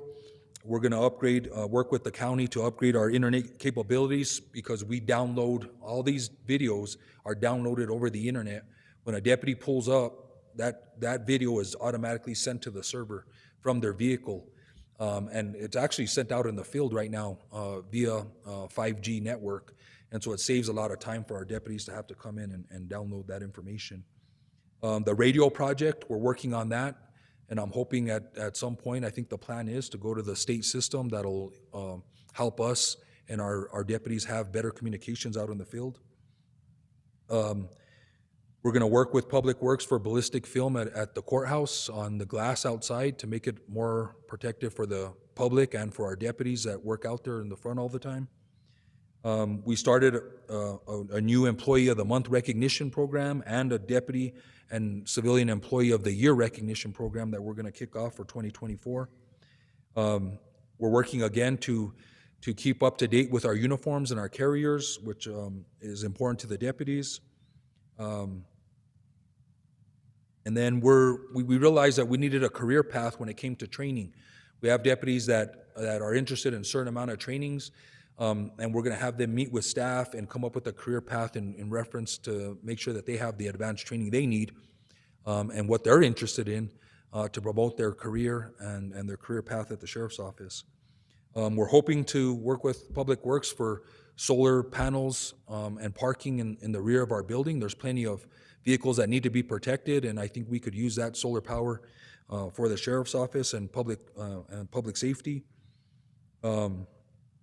We're going into a new negotiation process with the union, with our union at the Sheriff's Office this year, and we're hoping that we make some big gains when it comes to pay increases. I think that's important, and other aspects of work that are included in the contract. We're going to implement a deputy and employee wellness program. We're going to be working with Lexipol, which is going to be provided by NM counties to provide a wellness program, which we think is a very important mental and emotional wellness for our deputies, so they have a view and access to these specialized services for some of the things that they deal with out in the field. And one of the other things that we received in the last thing was a grant from the state for $1.1 million for law enforcement and support staff that we're looking forward to working with RACC and also other public safety. And our hopes is, because this can only be used for new positions, is that to start off a public safety aid program to start a career path for those 18 to 21 that can start in the field of public safety and hopefully transition into deputies in our community. But I really appreciate the time and allowing us to present some of the things that we did last year and some of the things that we're looking forward to in 2024. And we look forward to working with the community, with everybody at the Sheriff's Office and everybody here at the county to accomplish a lot of those goals. And I'm sure we can count on your continued support at the Sheriff's Office. So thank you, Mr. Chair, and thank you, Commissioners, for your time and for listening. Well, thank you, Sheriff. That was a very informative presentation, and we do certainly appreciate all that you do for our community, and you certainly have our support going forward. Comments from other commissioners? Commissioner Hanson? Thank you, Sheriff Mendoza, Undersecretary Johnson, Officer Delgado, and Ortiz. Thank you very much for being here. Thank you for always having a deputy here in the chambers. I think we live in a very safe community, but it's always reassuring to have someone here. So I want to express that. But I also couldn't help but think of your mother, Gloria Mendoza, and how proud she would be of you. And so I just have to say thank you. You know, like Gloria and I had a good relationship all the years that I've lived here, the 50 years. She always appreciated me, and I know she would be so proud of you. And so I just, since she's not here, I want to say that I'm very proud. Thank you, Commissioner. That means a lot to me. Thank you for remembering my mom. I think about her a lot. Me too. Anyhow, I don't mean to cry, but we miss her. You know, and I'm sure you miss her also. But, you know, thank you for your incredibly informative information about what you have done this last year and this year. It's really good for the public also to be able to hear what the Sheriff's Department is doing for the constituents, because they don't always see that. They don't always know. And, you know, what we hear and what they hear is we hear the complaints, you know, like 2500 Lopez Lane, which, you know, is one of our sore spots, but that takes time for you to have to deal with and for the county to deal with, because we have a place where stolen cars like to be taken, and, you know, who knows what else happens there. But we've been making good progress, I do believe, on recognizing that problem and changing it. You know, it's still a problem, but my phone doesn't blow up every single day. So, but there are places in Commissioner Hughes's district also that we have, you know, drug issues and violence and everything. And so I like your new uniforms. I think that was a good move. Thank you. And thank you very much for being here, always. Thank you. Thank you, Commissioner. Thank you, Commissioner Hanson. Commissioner Green? Thank you, Mr. Chair. Thank you, Sheriff and team. It's been an honor to watch you guys and to work alongside of you a little bit. In the north, in my district, I've had a lot of folks reach out and say that you're doing a great job up in the Espanola area and working with, in that interface with Rio Arriba County and with Espanola, and making sure that those areas that are some trouble spots, like we all have, get some extra attention. And so it's been appreciated to me, and I'd like to pass that on to you guys. So thank you very much, and keep up the good work on that. Appreciate the comprehensive statistics that you put forward. I think that's great for us to know and for us to document and to share. I hope the press is paying attention, and that if they're not, maybe there's a press release that you should, since you've put these numbers together, it may be a good time for you guys to market yourself as to all the good work that you're doing for all the community at large. You didn't mention it, but I will mention it for you. You're getting 2 EVs in this next year, hopefully. So I hope you're super excited about that. And I hope that helps with recruitment, retention, catching the bad guys, screaming down the highway quietly, right? You know, because it'll be an EV. You'll love it. Yes, Commissioner, and I apologize. It was on here, but I think I might have missed a couple of things on my list, and it was. But you're right, we're getting 2 electric vehicles with the help of the commission. It's a pilot project. We're excited about it. You know, we're gonna see how it works. And I'm entering it with an open mind and a very positive outlook on how it's gonna work.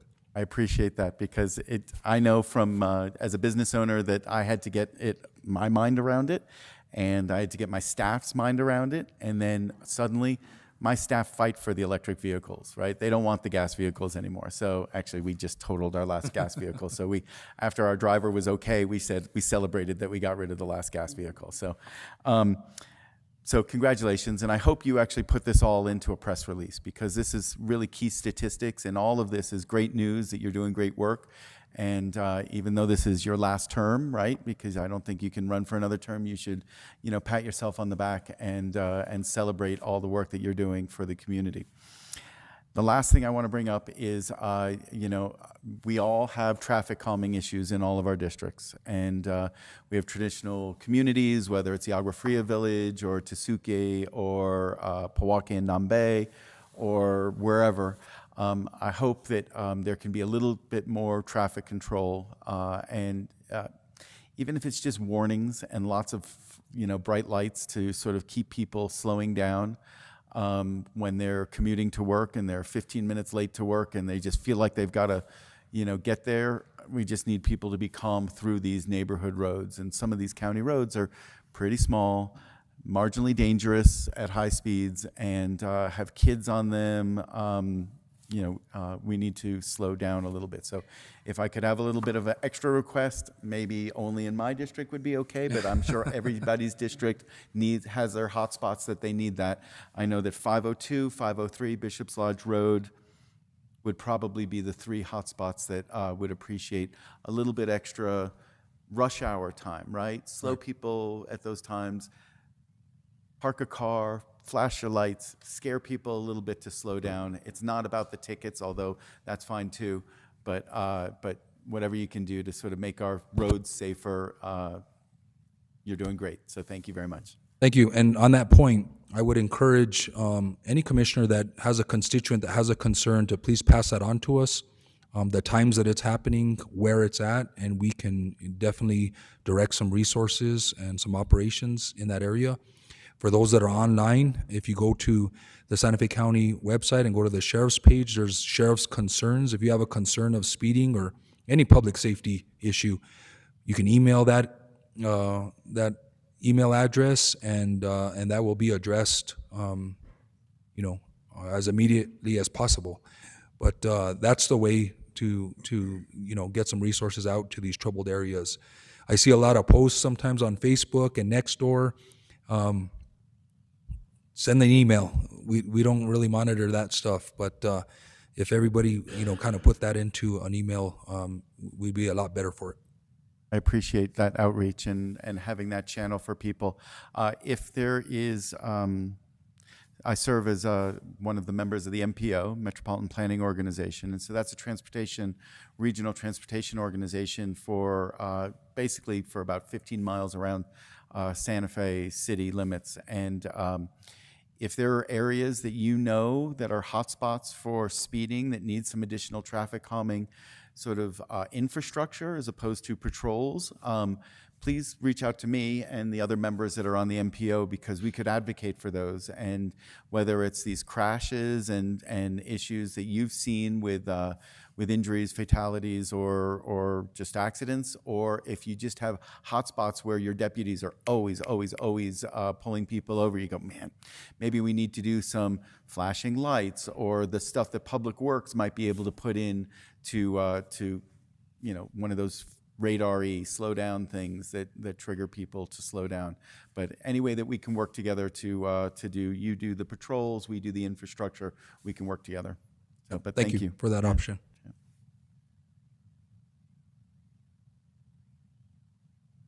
Other comments from commissioners?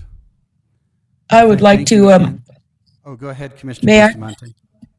Yes, I just want to thank these gentlemen and all the people who work with them. It is absolutely not lost on me that every day you go out, you get up and you're getting ready to leave your home and you don't know what is coming before you. And I don't know that everyone acknowledges what it means to just put your uniform on and face the day, not knowing what types of risks are going to be out there for you, and that you're here to keep our society calm and comfortable. So I want to thank you, and thank you for the good work that you all do. It's impressive. I also have to agree with Commissioner Green that working with maybe with our media folks, with Olivia Romo and those who can help get out a good press release with the good data that you've provided. It is important for people to hear this. People hear and talk about the negative aspects more often than they do get to hear the simple fact that we get to hear about the simple fact that we get to go out in society and know that things are calm and safe for us and our families. So with much gratitude, thank you for taking your days and assuring that our communities are safe. Sincerely. Thank you for the comments, Commissioner. Mr. Chair. Yes, Commissioner Hanson. Also, I want to encourage our sustainability department and to put you on the list to get those solar panels out in the back, because I think that would be a really beneficial, not only in protecting your cars, but reducing your energy load and expenses for the county. So thank you for putting that forward, and we'll make sure that sustainability knows about your request. Thank you. Thank you. Thank you, everybody. Yeah, thank you. Thank you, Sheriff. You've always responded every time I've needed help, so thank you. All right. With that, we will move on to matters of public concern. Is there anybody in the audience who wishes to address the commission? And we'll have you come up in a minute, sir. Is there anybody online, Daniel, just so I know?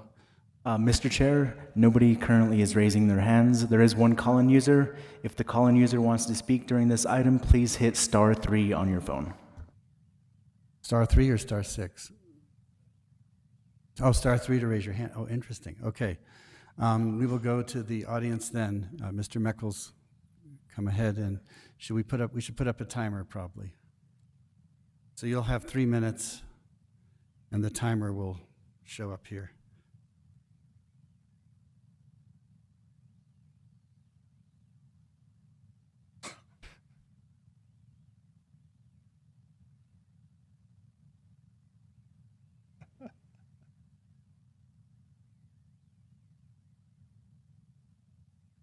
Go ahead. Hello, Commissioners. I'm Chris Michels. I live out in Suitcase. We're one of the areas that has traffic problems. But I was going to talk to you about some other aspects, but this convinced me I need to talk to you about police. I've been working on trying to get adequate police training in Santa Fe since 2013, when Jeanette Anaya was killed. She happened to be killed by the Santa Fe Police Department. No, I take it back. She was killed by the state police. She got off scot-free because the DA helped him get off, though he shouldn't have. The problems here are good partly your problems. This commission stopped doing police oversight in 2015. You just voted not to do it anymore because it's just not something you wanted to do. The result is you have no police oversight. Even Santa Fe City has some oversight, and you have none. What you're going to right now is you got a nice bit of a bull session with these officers, but their policies out at Santa Fe Sheriff are about 20 years old, and they've been talking about rewriting them for about 3 years. They just sort of sit there and say in process. Their use of their pursuit policy, which is one of the more dangerous ones, has always been in defiance of the State Safe Pursuit Act. You can just look online if you know what that looks like, and that's just true. So the two deadliest policies are the Safe Pursuit Act and the use of force policy, and they're off on both of them, and nobody cares to notice that. Their training is the worst in the state. They're getting 677 hours. Cruces gets 1,089. Santa Fe Police and the state and the sheriff get the worst training in the state, and neither one of them think they want to deal with that. The oversight they're talking about, the Association of Counties, they're basically just a self-kissing ice cream cone. If they wanted to get somebody real in here that really knew something about policing, they'd bring in somebody like Cal Pers. The association is there to protect, to pretend to do oversight while doing none. I've looked at that Association of Counties police oversight across the state. I guess it might do some use if they actually do it. The fact is, it's just one agency kissing another agency and assessing themselves. What you really need to do is just face up to the fact that you need to do some oversight, and you're not. Police, like anybody else, will always tell you a good story. They just did. And I get 3 minutes to say that story is just a story. The facts don't look much like that at all. You need to do some real oversight. I suggest you get a citizens oversight panel. The police will always tell a story that helps them. Do your job. They'll do theirs. They're getting new uniforms. Anyway, next time I'll talk to you about something else. Do the police oversight. Okay, thank you very much. And no raised hands for online? Mr. Chair, no raised hands. Okay, we'll close. Oh, is there another person in the back? Sorry, I didn't see you before. Come forward, and we'll do the timer again for you. I have some documents. Can I provide them to the commission? You don't want to say anything? You just want to pass those out? Can I pass these out Sure. while I talk? Yeah. Yeah, Leandro will help you with that. Okay, my name's Shane Brown. I am a resident of Santa Fe. I'm a third-generation New Mexican. I volunteer with the Los Alamos Study Group, where this was obtained. I intentionally didn't really prepare or write down comments because maybe you could more hear the panic in my voice over what is this? This isn't really rhetorical. I'm just a dude. I'm a working class guy. I don't live above the poverty line. I don't want to be here, and I don't want to know what this is. For those who are just listening, this is a NEPA determination form.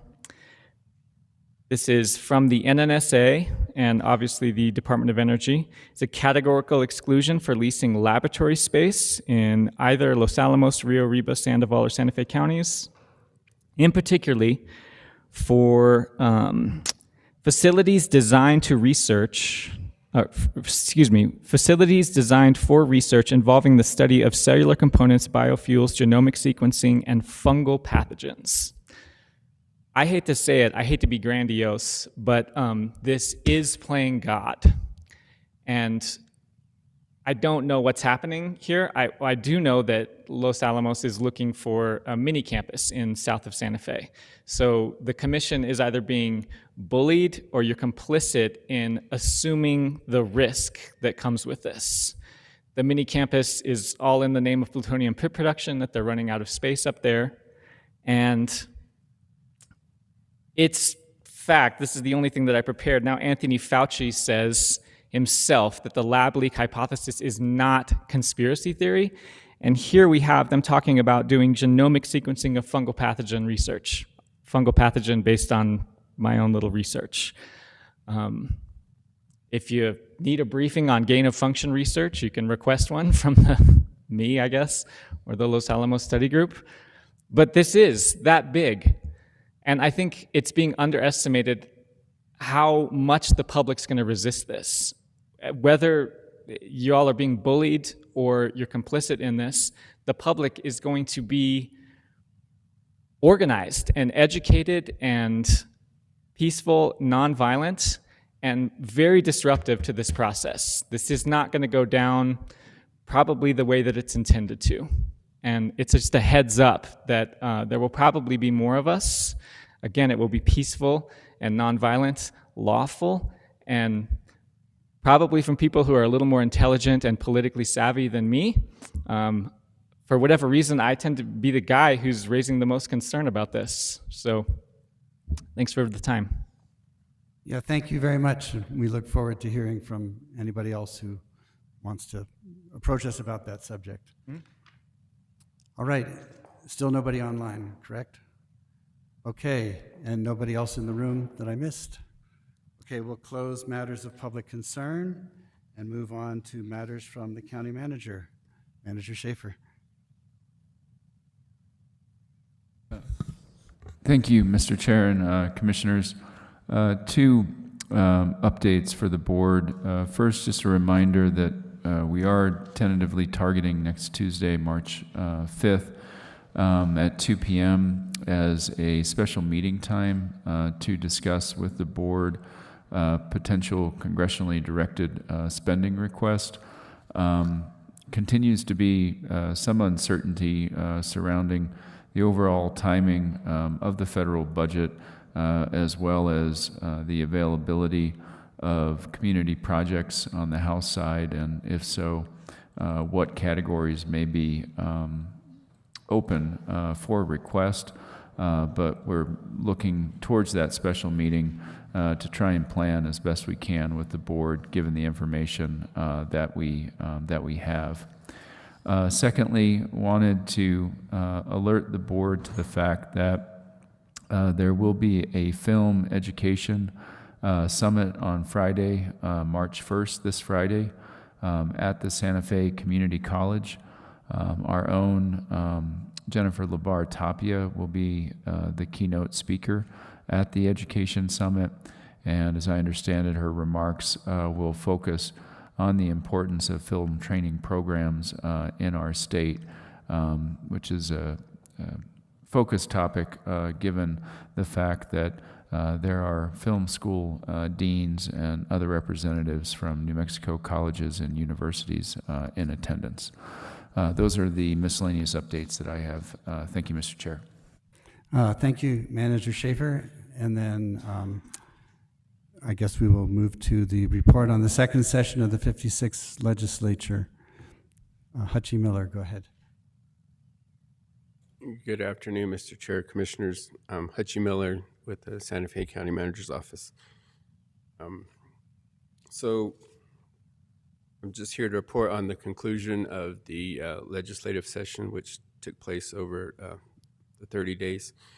And I just wanted to begin by thanking all the county staff for their time that was made available for analysis during this legislative session, and also providing support for specific legislation, either to me, our contract lobbyists, or being there in person at the legislature during this period. And also, I wanted to offer my thanks to the elected officials, the commission, and all the other elected officials who helped out with doing analysis and providing support with different pieces of legislation as well. So we still have some, before I go on, this report is available on Board Docs, and this is what I'm going off of right now. So starting on page 2, I have our legislative dates, which are still pending. So next Wednesday, March 6th, is the deadline for the governor to act on any pieces of legislation which require her authorization still. And on May 15th is the effective date of legislation, not a general appropriation bill or without emergency clause or other specified date. So those are the two dates. And so what came out of the session were 72 bills were passed out of 658 bills that were introduced. As of today, and I just checked a few minutes ago, there's still only 4 bills which the governor has signed into law. So there's 68 remaining bills that are still waiting enactment, and with about a week to go. At the back of the report, I have the complete list of all the 72 bills which had passed both the House and the Senate. And so in the next few pages, I have it categorized by the different sections: the budget, agricultural initiatives, public safety and crime, environment, the government results and opportunity fund, housing legislation, capital outlay, and also a little bit on paid medical and family leave, and just a little bit of information on the Land of Enchantment Legacy Fund. And the way I was going to go through it is within each section, I have a summary of all the actions that took place from this legislative session, but I wasn't going to touch on each and every one of those. I was just going to comb through here and hit on the specific pieces of legislation which apply to Santa Fe County. So, excuse me. Continuing on page 2, within the budget, there's the $512 million government results and opportunity, and within that, there are some projects that apply to Santa Fe County. There's $75 million, which was in House Bill 177, and this was a specific piece of legislation that the commission endorsed, and that is to provide matching funds for federal grants, and that's for local governments and other local entities that are getting federal grants, and they need the help to come up with the matching funds. And although that was not fully funded at the amount that was requested within the bill itself, which was $100 million, there are different mechanisms within the state budget that could also be used to provide matching funding for federal grants. And I think that might be some of the reason that this was not completely funded at the $100 million mark. Another big mark in the state budget was $300 million funding to the Land of Enchantment Legacy Fund. So this fund was set up in 2023, and this goes to an array of conservation programs and state natural resources agencies, which goes to soil enhancement programs, agriculture, conservation, and big game species types programs and projects. And within that, there's also the ability to provide matching funds within that fund. Moving on to page 3, the agricultural initiatives. And there was quite a few that actually went through that are that would all be helpful for local agriculture in Santa Fe County. First one being the Meat Inspection Act, Senate Bill 37. Once again, Land of Enchantment Legacy Fund, Senate Bill 9. House Memorial 33, the Pollinator Protection Plan Memorial. Funding for the New Mexico Education Department's Healthy Universal School Meals. Increased funding for seniors and individuals with disabilities on the Supplemental Nutrition Assistance Program. Food bank funding, healthy food financing initiative, Double Up Food Bucks, and also funding for the New Mexico Department of Agriculture's budget. Going on to our next section is public safety and crime. Within the budget itself, there was increased budgets overall for prisons, courts, police, military, prosecutors, public defenders, and those budgets approved in the House Bill 2 are all greater than what they were in the previous year. Specific to Santa Fe County, House Bill 308 provides $10 million for the Public Safety Radio Communication System, also known as the P25 project. And so this will be the digital-based radio system, which will be used by public safety all across the state. Senate Bill 175 is $35 million in a recruitment and retention fund for local police, prison guards, and probation officers, and also parole officers. House Bill 236 and Senate Bill 128 made changes to public safety retirement, and this is another move made to incentivize people to either stay in the public safety realm or also come to the public safety realm, which is, as we heard over the past several years, is a much needed field of service that we need employment in across the whole state. Our gun safety bills that were passed was House Bill 129. This created a 7-day waiting period to purchase a gun. This was reduced from the initial bill, which was at 14 days, but ultimately it was decided on and passed through the House and Senate at 7 days. Senate Bill 5 limits the carrying of firearms within 100 feet of polling locations. And in that last part there on page 4, House Bill 239 restricts cannabis within prisons and jails. This was an oversight when recreational cannabis came into law within the state. They just overall said that it was no longer a contraband substance, and they didn't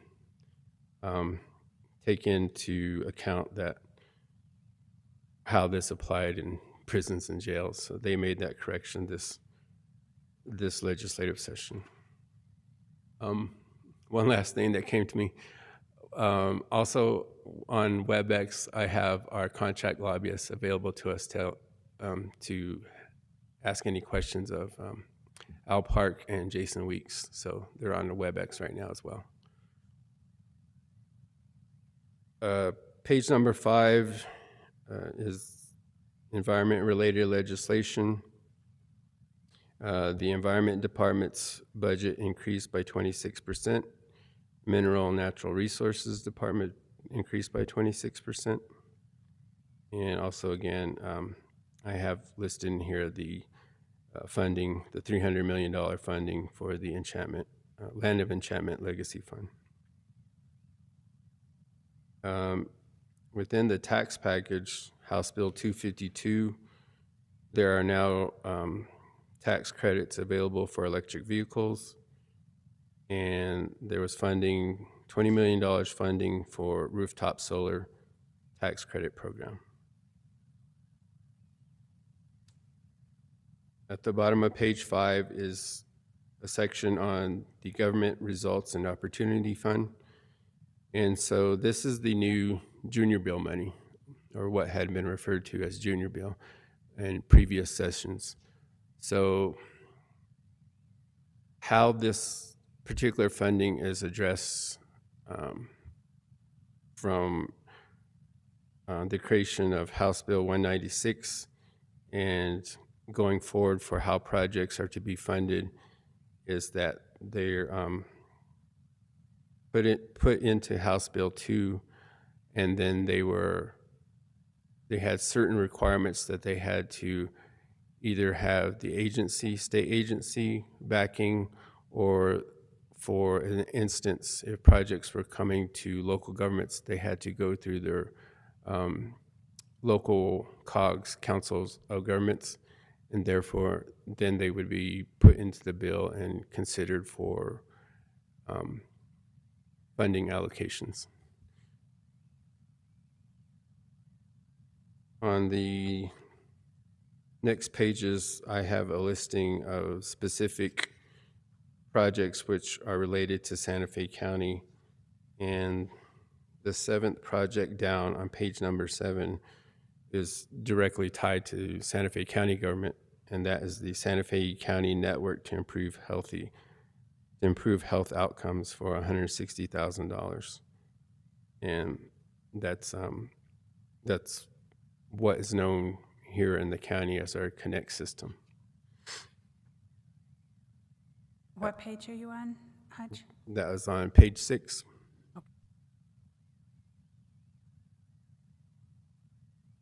And within there as well, there's several funding mechanisms for homelessness, senior meal deliveries, housing services, and if you need me to get any more information on any of those particular projects, I'll be happy to do so. The next section on page number 7 is housing legislation. So there was $125 million provided to the revolving loan fund, and this money can be used for financing affordable housing infrastructure and to develop workforce housing projects. There's also $20 million for the State Department of Finance Administration for homeless initiatives. Moving on to page number 8 is a listing of capital outlay projects which would be administered by Santa Fe County itself. And we have funding for all of our 13 priority projects with the exception of, let's see, I think it was our number 12 priority, which was funding for projects for our greenhouse gas emissions reduction projects. And so in the absence of that one, all the other priority projects did receive some amount of funding. Also related to Senate Bill 275, in the previous capital outlay package, there was a 5% encumbrance restriction put into the bill, and that has since been removed. So there's no longer that 5% encumbrance within, I believe it was within 60 days of receiving your funding. So there was a lot of concern coming from the entities receiving capital outlay in the last go around, and because of late grant agreements being put forth, and with the labor market being available and also supply chain issues, a lot of entities were having trouble meeting that 5%. And so within the new legislation, this has been taken out. On page 10, I provided a listing of projects not specifically administered by Santa Fe County, but these are regional projects which would be to the benefit of Santa Fe County residents as a whole as well. And so you can look at those projects, and if there's any questions, please let me know. Page 11 and 12 is just the listing of everything that was passed during this legislative session. On page 13 is a small synopsis on the paid medical and family leave. So this piece of legislation did not make it through both houses and is not being considered for implementation by the governor's office.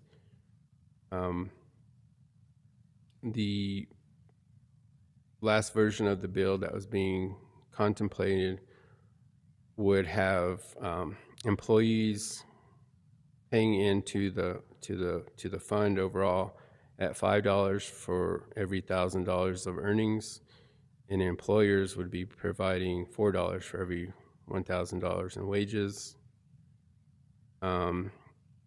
Minimum wage workers would have their entire paychecks covered while on leave, and people making more would have received 2/3 of their paychecks in this proposal. Also within the proposal was that a employee would have to have paid in to the program for 6 months and would have to have been working for their particular employer for 6 months. And they would have to provide notification 20 days in advance to be eligible to apply for that particular leave. And lastly is this Land of Enchantment Legacy Fund. And so here it is explaining what the impetus was behind creating the fund. And in the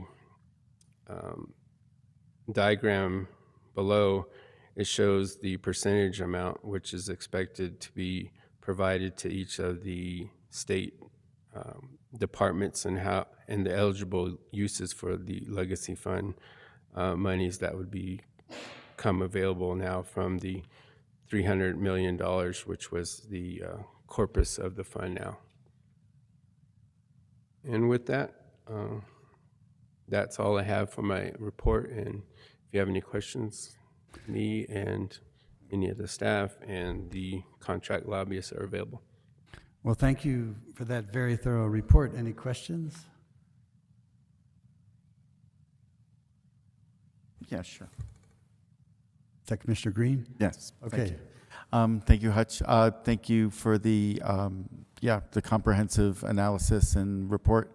I think one of the other aspects that I think that was on here that wasn't mentioned was the Economic Development Department of the state got a big bump in their budget, and I think that's good for all of us because in a state that generally has high levels of poverty, that is the solution to affordability, whether it's housing affordability or life affordability. And so having economic development as a priority of our government is a good place to invest the money.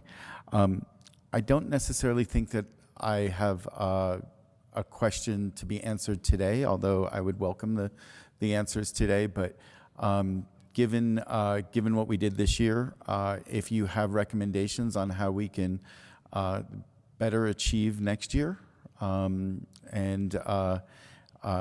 look forward to hearing those in the weeks and months to come, including how we approach the interims and how we work in the legislature. Just as a point to my fellow commissioners, we have a home field advantage that nobody, except for maybe the city of Santa Fe, has in that building. And there are folks that travel all the way from Las Cruces, getting in their car at 4 o'clock in the morning and driving here to be here at 9 a.m.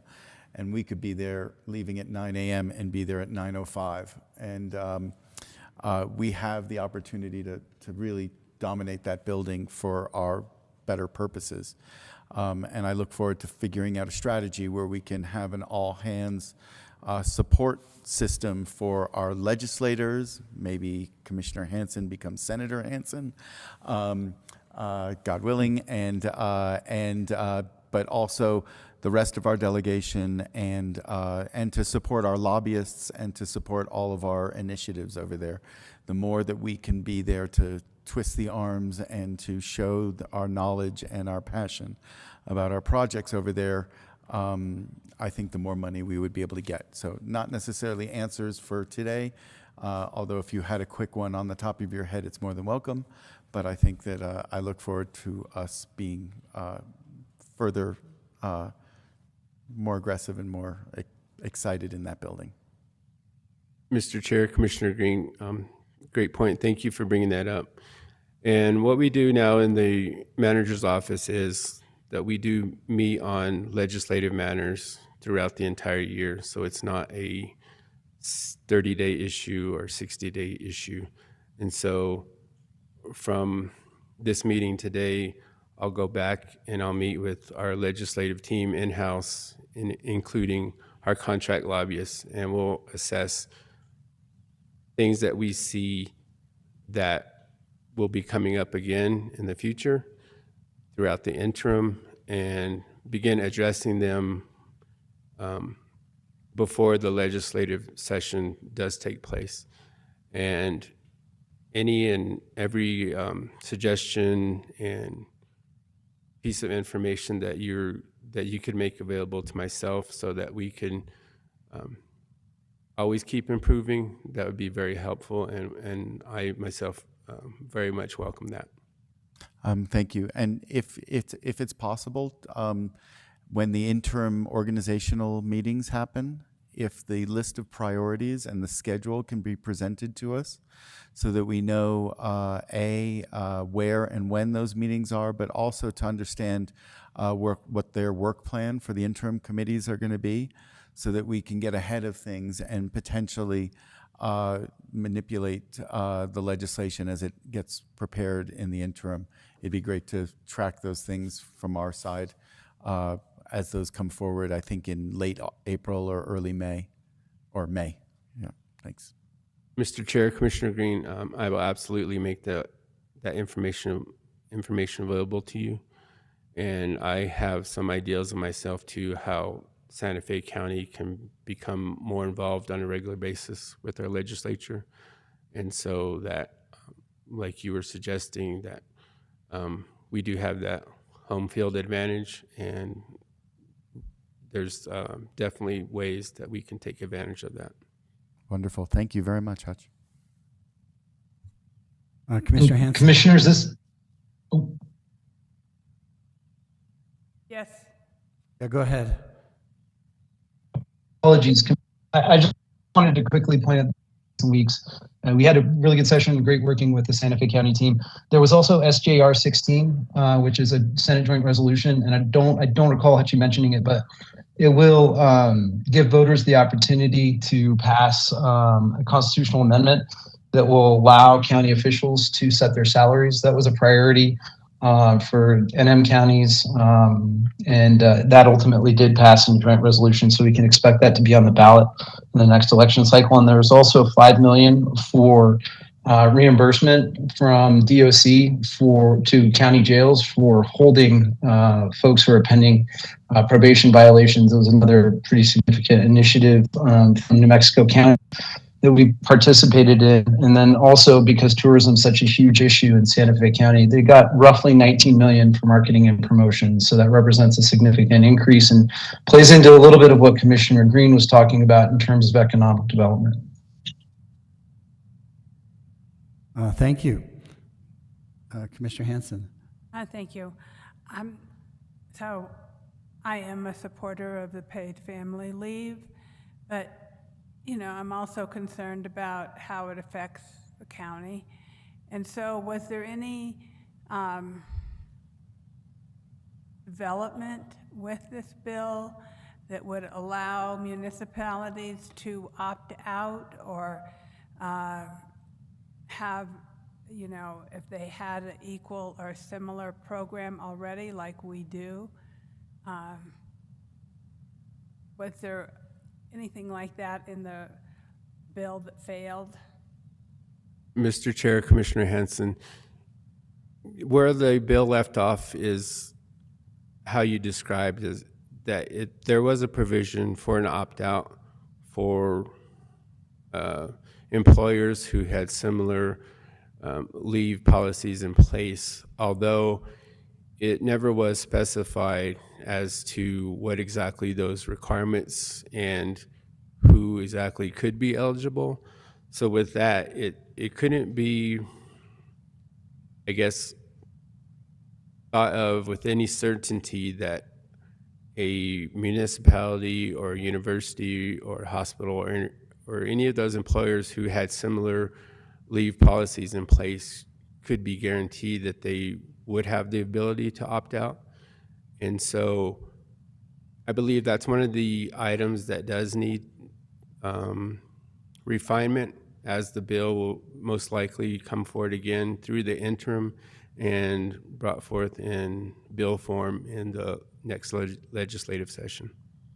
So maybe that's something that we can track and follow and, make sure that some of the things that we are concerned about, and I'm sure that other counties and cities are concerned about, we can have that conversation, because I think it is important for individuals to have that ability to have paid family leave like we offer here at the county, but not to be penalized if you're already offering something like that. You know, so I was interested in that. Also, this legacy fund seems to have, it got, I didn't add up the amount. Oh, did it get, it got 12.5 million. Okay, so in this legacy fund, what are these particular, the Land of Enchantment Legacy Fund, what are they, the money going to them? Like, so for NMED, they got 1.25 million.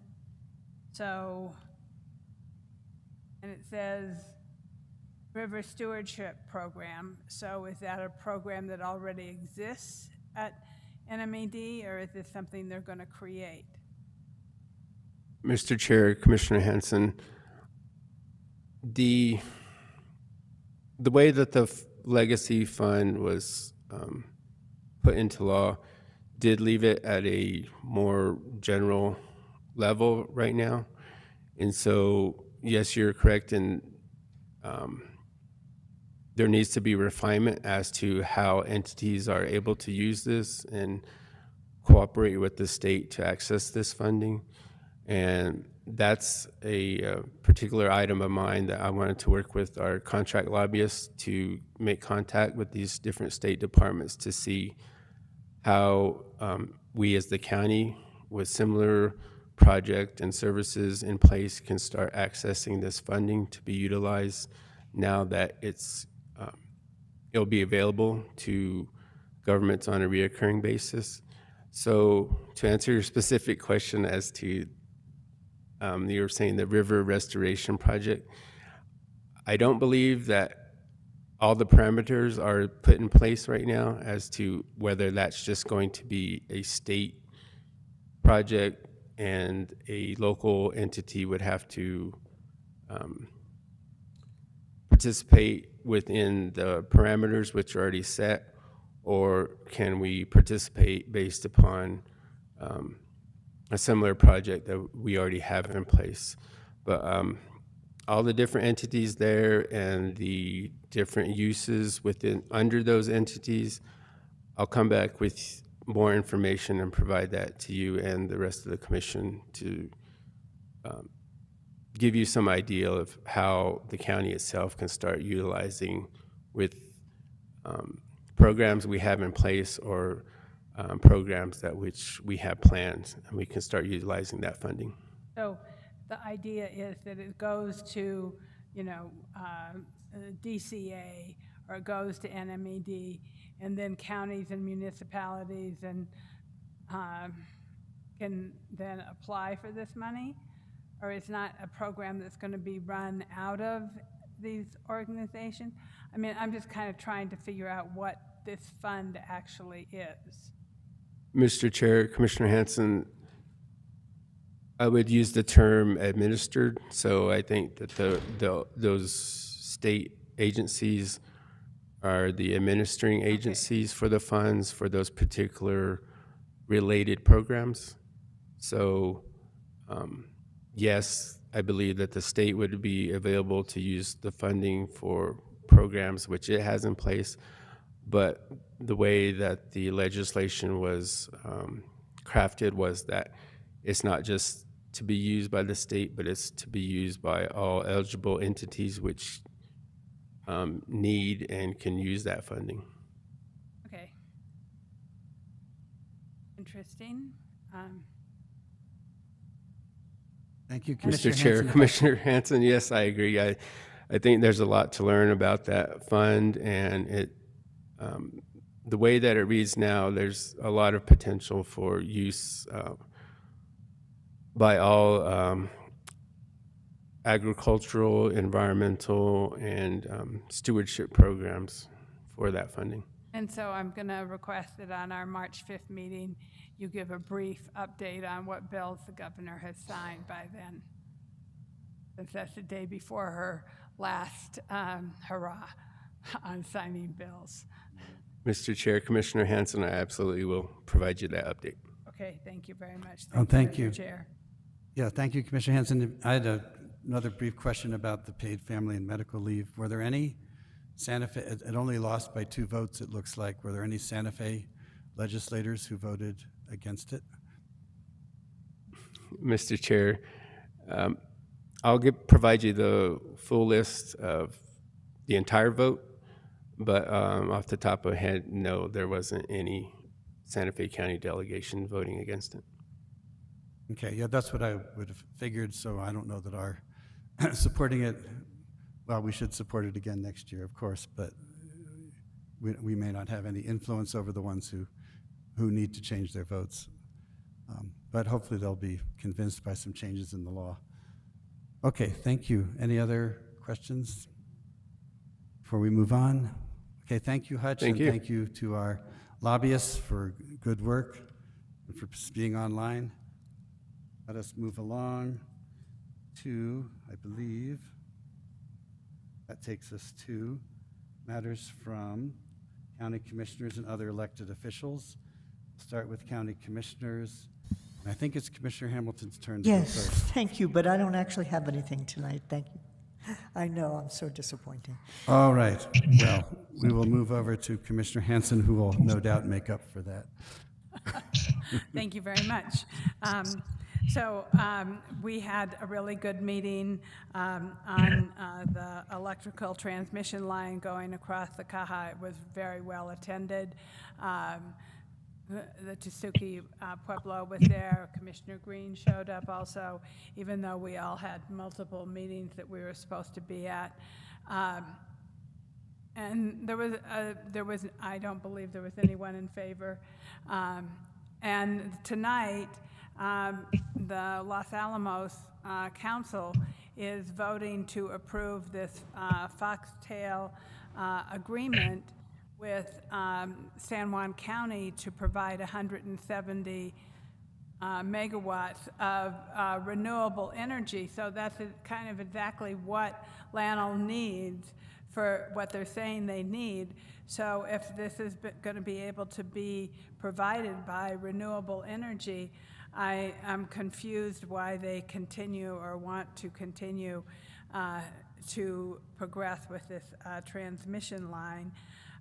Also, Commissioner Hughes and I had a very good conversation with NNSA about the surplus plutonium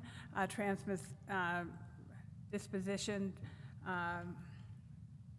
and it seems that they have, the EA has not completely been finalized, but it seems that they have come to their senses and realize that it is probably not a good idea to transport plutonium twice across Santa Fe County, and that they can do most of this work also at Savannah River. And the other issue is that Lanel doesn't really have the capabilities to build pits and do the surplus plutonium and at the same time. And so I think recognizing the limitation and the fact that Lanel is already behind in the production of pit production, they are looking at, moving whatever they do have to do with the surplus plutonium to Savannah River and making sure that, and for us, making sure that that doesn't come through our county and our state, which I think is incredibly important. But we will see how things turn out. I am concerned about this young gentleman who came, Shane Brown. I was not aware of what they are planning to do here in Santa Fe from the NNSA office, but I will definitely look into this, and because what I've heard in the past is these were going to be office space, not laboratory space, and So I think that there might need to be some comments on that. Also, so then on to some lighter issues. I want to thank the commission once again for the proclamation on recognizing Upaya. There was a nice article in the paper the day before about their center and, you know, the good work that they are actually doing in the community with the prisons and with helping to feed homeless individuals and the work. And it was a very well received dedication and event. And then I want to recognize and take a moment of silence for Ambrose Mascarenas. He is somebody who lived most of his life up in Taos County, but his wife, Mary Mascarenas, Mary Trujillo Mascarenas, served with me on the Northern Rio Grande National Heritage Area Board and was actually my first postmistress when I moved to New Mexico 51 years ago. And so I have a long history with this family. And as they said at the memorial, they said, "Oh, you're from Llano."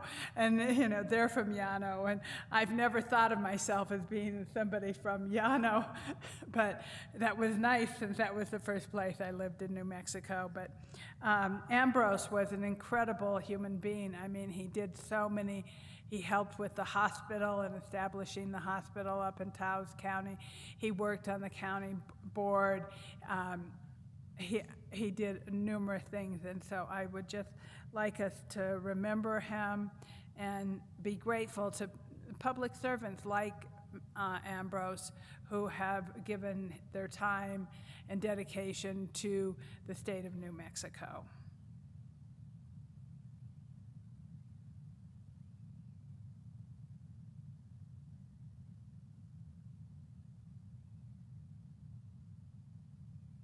Thank you. And just one other thing, Mary Mascarenas was on the school board, and so the whole family was involved in serving their community in the Penasco, Llano area.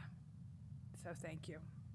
Thank you, and we'll go to Commissioner Green and then to Commissioner Bustamante. I don't want to forget our compadre online. Go ahead, Commissioner Green. Thank you, Mr. Chair.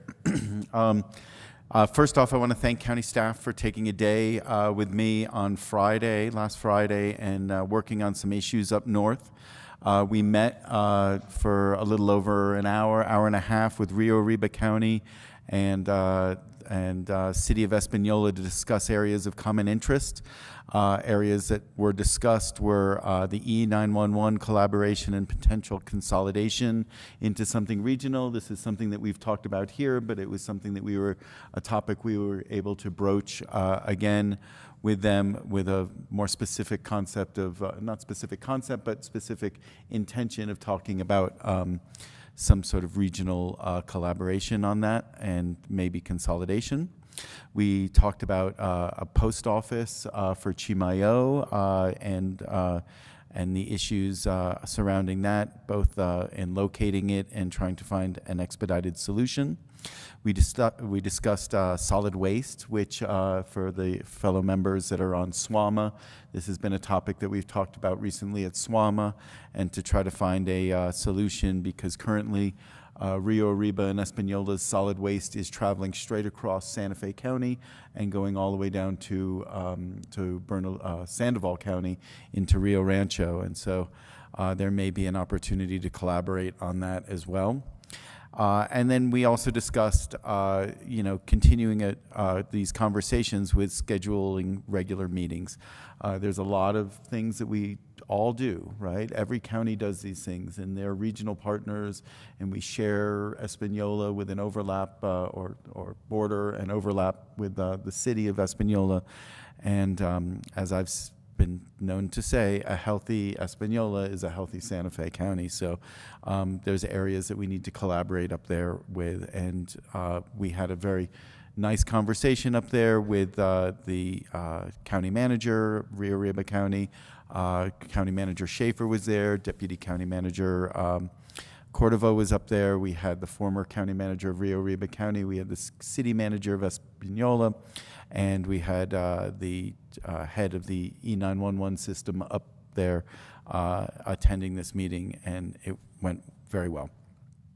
We also met with Public Works up in the Chimayo area and toured our facilities, both the Benny Chavez and the former Head Start facility in Chimayo, most specifically looking at trying to find a solution for a new post office or replacement post office. And so many of you have probably heard, but about a year ago, last February, the old legacy post office in Chimayo burnt down and was a total loss. And so the community has gone without a post office for the last year.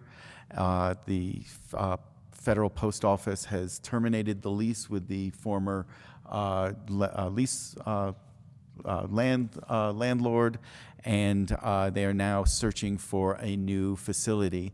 And there are some options that we could help with to expedite this and make sure that that community does not go without it and lose its post office.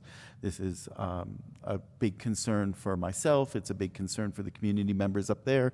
And I've specifically spoken to two of our federal delegation, both Teresa Leger Fernandez and Senator Ben Ray Lujan, are on this, as well as Senator Heinrich's office. But those two delegation members have specifically spoken to me about seeing how Santa Fe County can assist in this. And so we're taking ideas, we're looking at the facilities that we may have, and I look forward to finding a way with my fellow commissioners to do this for that community. Also, this Monday, I was my first meeting with the governor's office's EV working group. Governor Michelle Lujan Grisham and former Mayor Marty Chavez have organized a working group to facilitate the expansion of electric vehicles across the state. And this is a working group that is made up of folks from the electrical industry. There's a representative from PNM. There's a representative from the co-ops. There's folks from the Environment Department. There are folks from General Services Division. There are folks from Department of Transportation.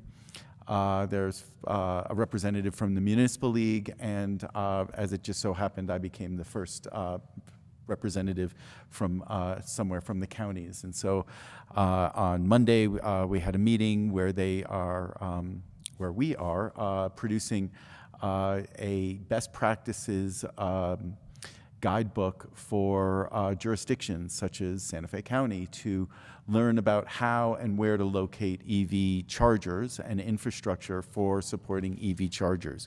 That is one of the missions of this group. The other missions or the other publications, they will be doing a commercial guide, they will be doing a residential guide, and they are also working on facilitating the actual EV vehicle solutions.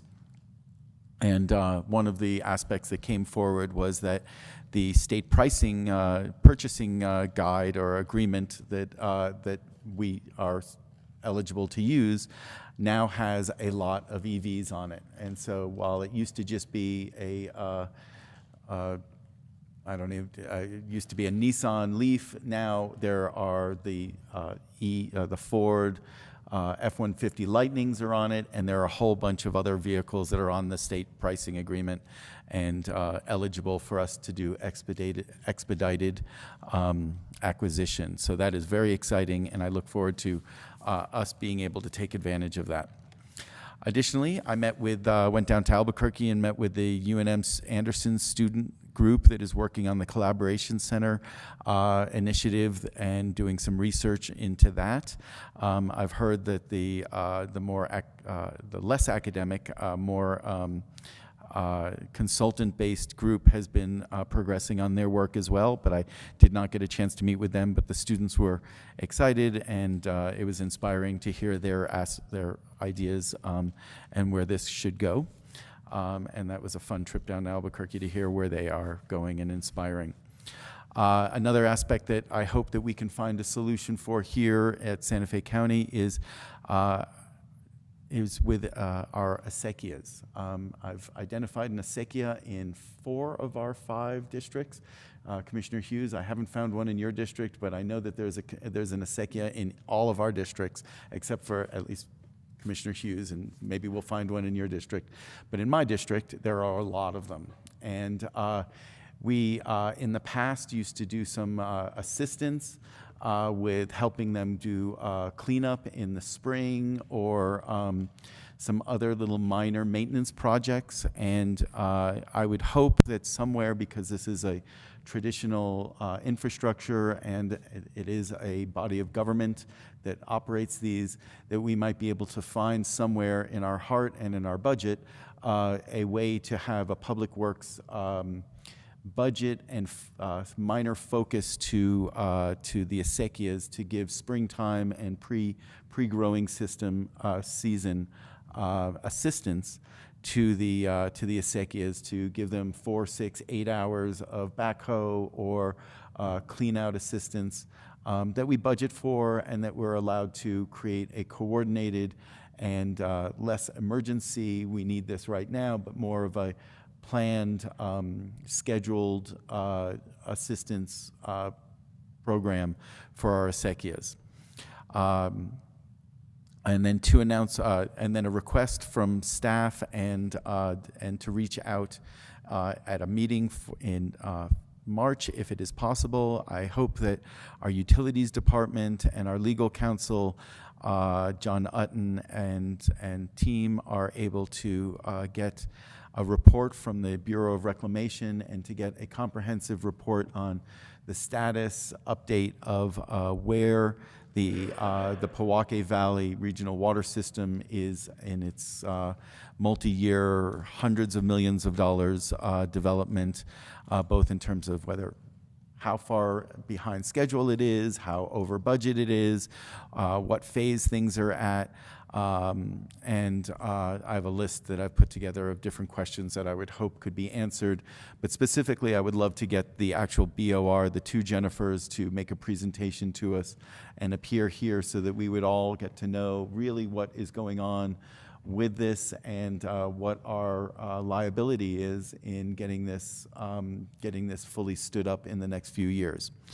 And then lastly, Tesuque Pueblo is having a spay and neuter clinic on Saturday, March 9th. This is the first time up there that the Pueblo is organizing this.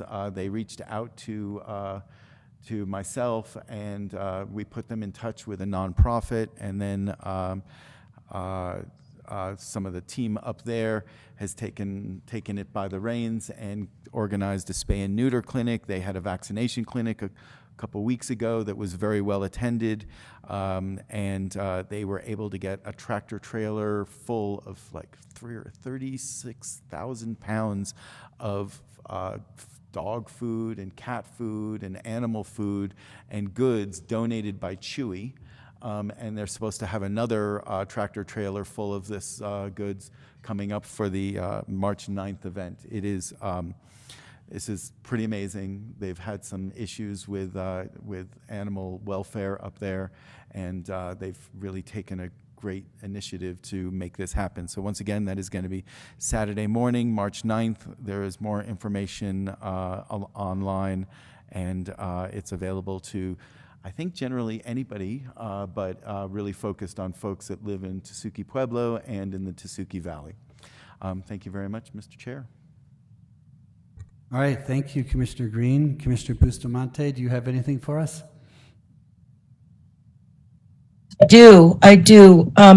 March 14th at Santa Fe Community College from 6 p.m. till 8 p.m. There will be a town hall that will include cross-jurisdictional representation from our federal Congresswoman and our Senator, Ben Ray Lujan, Teresa Leger Fernandez's office, and the National Guard, and others, New Mexico Environment Department and others. The press release will be going out shortly. The information has gone out somewhat from the La Cienega Valley Association, but the county has moved fast and is preparing all of the communication avenues. So it's going to be on the radio, it'll be in the newspaper, and we're going to be sending information out for PFAS. So it'll be an information session to assure that people have been heard, to get answers from all those who are working on the PFAS issue. And we hope that everyone can be in attendance so that we can all show support collectively in how the county has taken a real strong lead. And I am so grateful for the work of everyone who has stepped in to let the community know, because the county essentially did not have anything to do with the contamination as it stands, but is taking a lead in ensuring that the community's interest is being heard. So that is March 14th, 6:00 p.m. And couldn't say thank you enough to everyone at the county who's been working on this issue. But we're going to get information to the people who need it and let the people who are responsible for helping address this problem know what the concerns are from the community. So that's pretty much it. Thank you. Thank you, Commissioner Bustamante, and thank you for joining us virtually today, and hope you feel better as the week goes on. Thank you. And I have a couple things.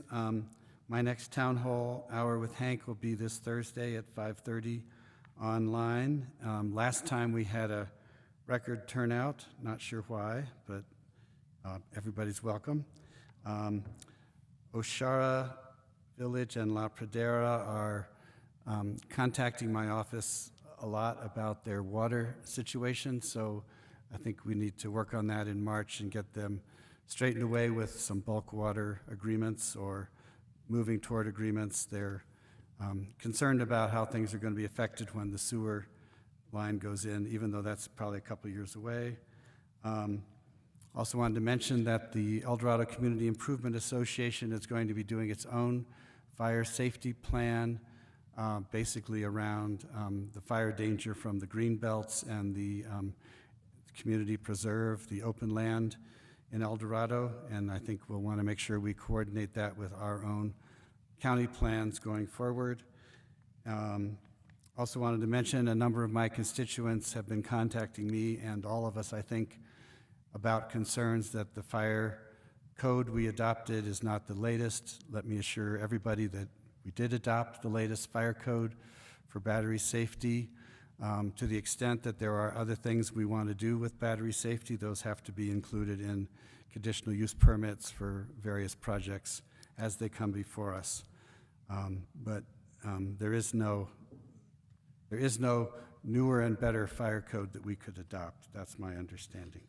And that's it for me.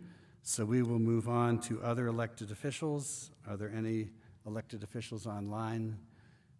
Is there anything from the clerk's office, Madam Deputy Clerk? Okay. So that takes us to matters from the county attorney. Thank you, Mr. Chair and Commissioners. I would ask that we go into executive session this afternoon to discuss threatened or pending litigation in which Santa Fe County is or may become a participant as allowed by Section 10-15-1 H7 in MSA 1978. And there are two specific items. One, EEOC complaint by former county employee, and number two, road settlement agreements concerning county-maintained roads within exterior boundaries of pueblos. I don't expect it would take very long, maybe 30, 45 minutes, but we may have one action item or two out of that. So. Okay, since we'll have an action item, we'll come back after the executive session. And I guess we should ask, are there any questions about the reports, or can we let staff go home? I think they've already gone home, but just in case somebody was online. Okay, can we have a motion to go into executive session? I'll move to go into an executive session to go over the stuff that the county attorney mentioned. Second. Okay, we have a motion and a second, and we need a roll call for this one. Commissioner Anna Hamilton, Yes. Commissioner Justin Green, Yes. Commissioner Anna Hansen, Yes. Commissioner Camilla Bustamante, Yes. and Chair Hank Hughes. Yes. Okay, so we will be back, as Attorney Young said, in 30 to 45 minutes.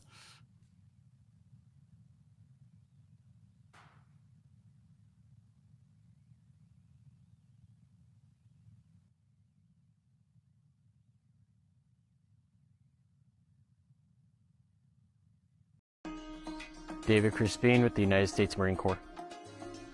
Jacqueline Beam, 519th Military Intelligence, U.S. Army. Matthew Hernandez, United States Navy. Keith Claxton, United States Navy. Paul Portillo, United States Navy. Robert Griego, U.S. Navy, Operations Specialist. Chris Oakley, United States Navy, United States Marine Corps, State of New Mexico Army National Guard.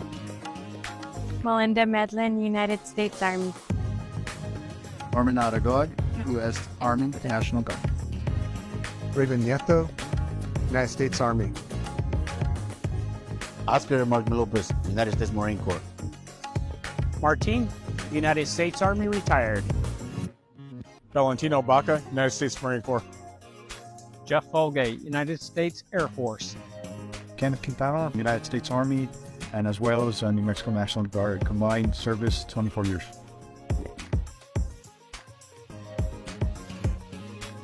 Santa Fe County is hiring. Every Tuesday, Public Works holds a rapid hire event at 102 Grant Avenue at 8:30 a.m. Also, the Correctional Facility holds a rapid hire event every Tuesday at 9 a.m. That is at 28 Camino Justicia. We have great jobs, great pay, and great benefits. Come work with us.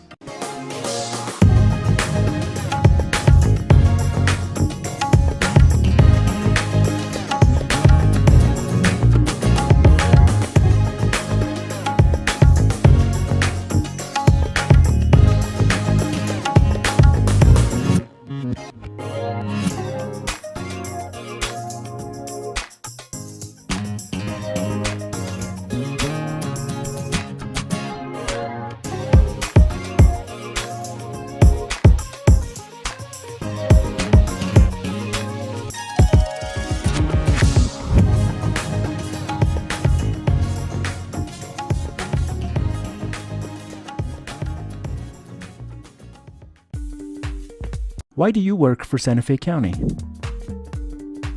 For my family. For your safety. For you. For my community. For the public. For the community. For the retirement. To serve my community. For my family. For the outdoors.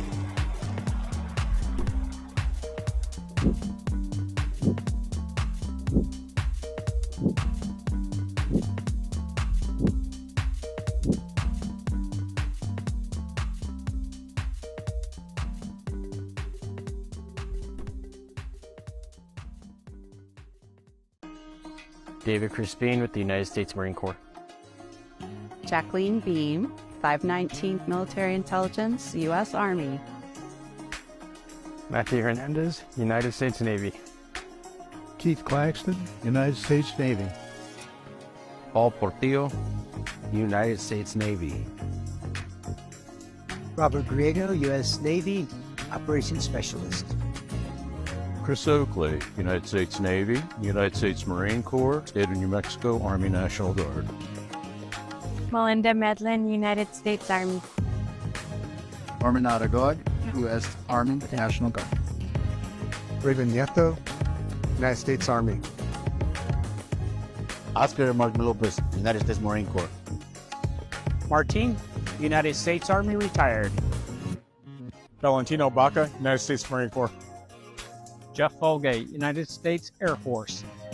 Kenneth Quintana, United States Army, and as well as New Mexico National Guard. Combined service, 24 years.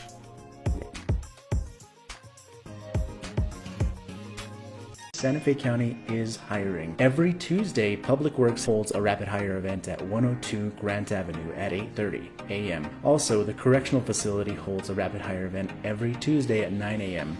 That is at 28 Camino Justicia. We have great jobs, great pay, and great benefits. Come work with us.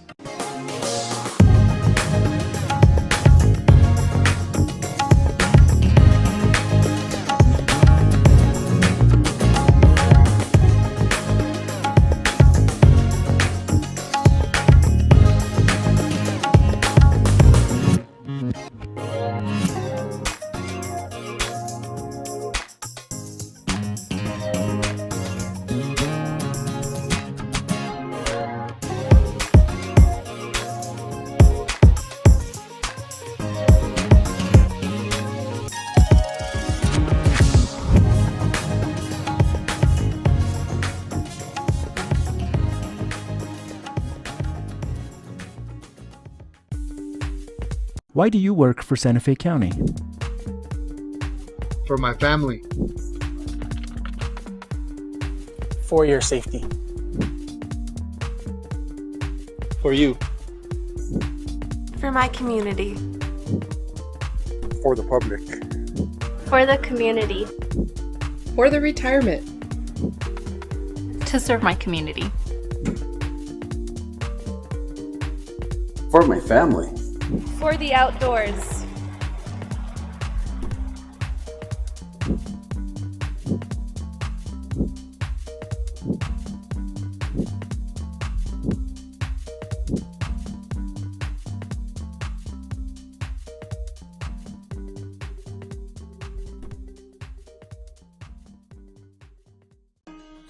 David Crispin with the United States Marine Corps. Jacqueline Beam, 519th Military Intelligence, U.S. Army. Matthew Hernandez, United States Navy. Keith Claxton, United States Navy. Paul Portillo, United States Navy. Robert Griego, U.S. Navy, Operations Specialist. Chris Oakley, United States Navy, United States Marine Corps, State of New Mexico Army National Guard. Melinda Medlin, United States Army. Norman Aragod, U.S. Army National Guard. Raven Nieto, United States Army. Oscar Martin Lopez, United States Marine Corps. Martin, United States Army retired. Valentino Baca, United States Marine Corps. Jeff Folgate, United States Air Force. Kenneth Quintana, United States Army, and as well as New Mexico National Guard. Combined service, 24 years.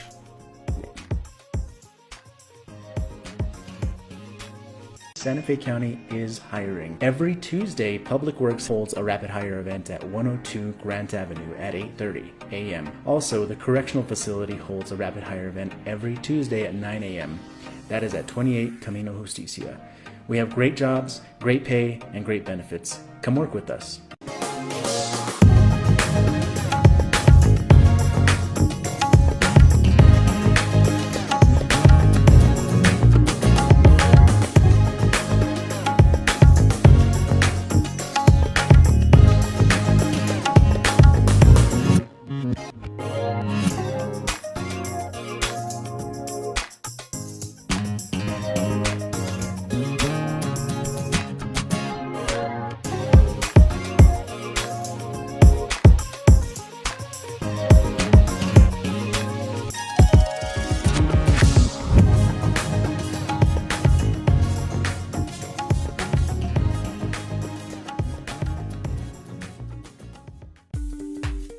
Why do you work for Santa Fe County?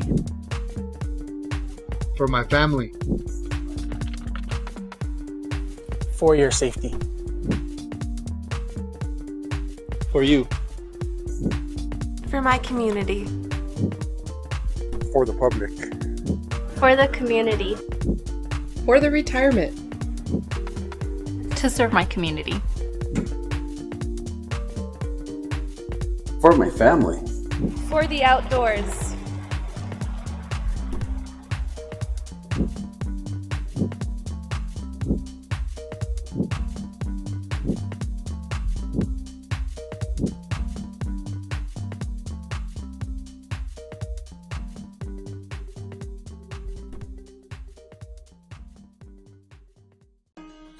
David Crispin with the United States Marine Corps.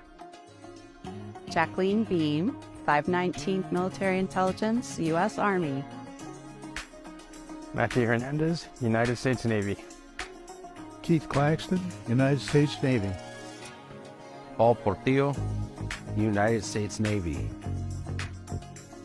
Robert Griego, U.S. Navy, Operations Specialist. Chris Oakley, United States Navy, United States Marine Corps, State of New Mexico Army National Guard. Melinda Medlin, United States Army. Norman Aragog, U.S. Army National Guard. Raven Nieto, United States Army. Oscar Martin Lopez, United States Marine Corps. Martin, United States Army, retired. Valentino Baca, United States Marine Corps. Jeff Folgate, United States Air Force. Kenneth Quintana, United States Army, and as well as New Mexico National Guard. Combined service, 24 years.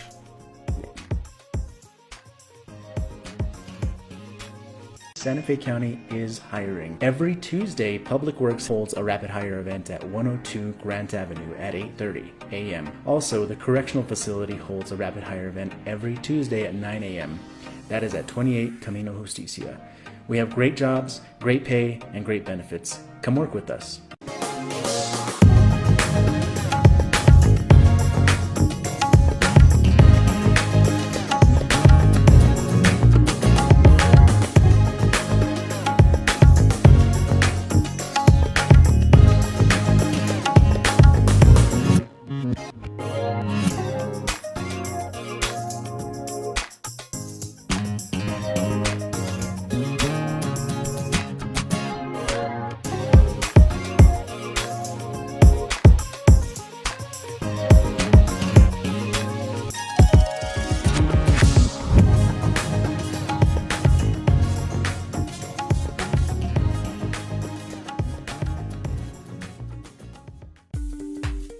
Why do you work for Santa Fe County? For my family. For your safety. For you. For my community. For the public. For the community. For the retirement. To serve my community. For my family. For the outdoors.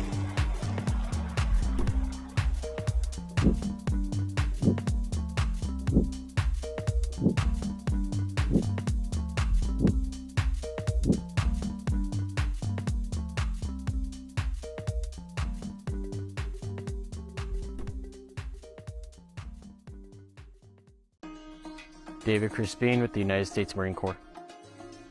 Jacqueline Beam, 519th Military Intelligence, U.S. Army. Matthew Hernandez, United States Navy. Keith Claxton, United States Navy. Paul Portillo, United States Navy. Robert Griego, U.S. Navy, Operations Specialist. Chris Oakley, United States Navy, United States Marine Corps, State of New Mexico Army National Guard. Melinda Medlin, United States Army. Norman Aragog, U.S. Army National Guard. Raven Nieto, United States Army. Oscar Martin Lopez, United States Marine Corps. Martin, United States Army, retired. Valentino Baca, United States Marine Corps. Jeff Folgate, United States Air Force. Kenneth Quintana, United States Army, and as well as New Mexico National Guard. Combined service, 24 years.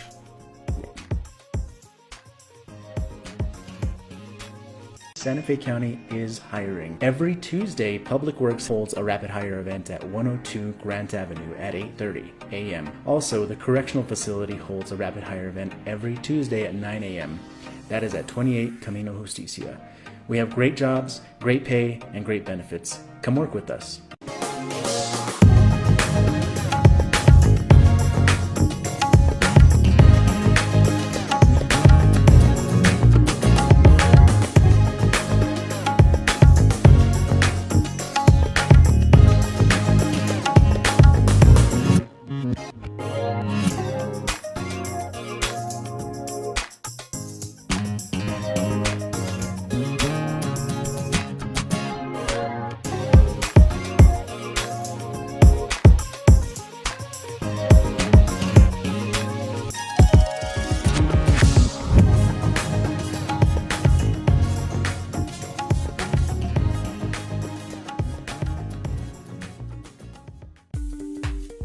Why do you work for Santa Fe County? For my family. For your safety. For you.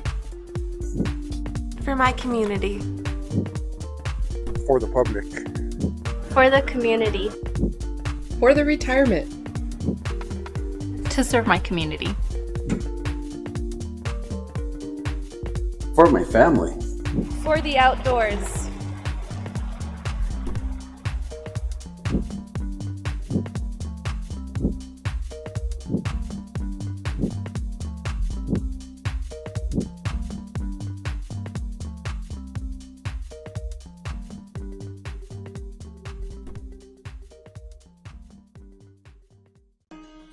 David Crispin with the United States Marine Corps.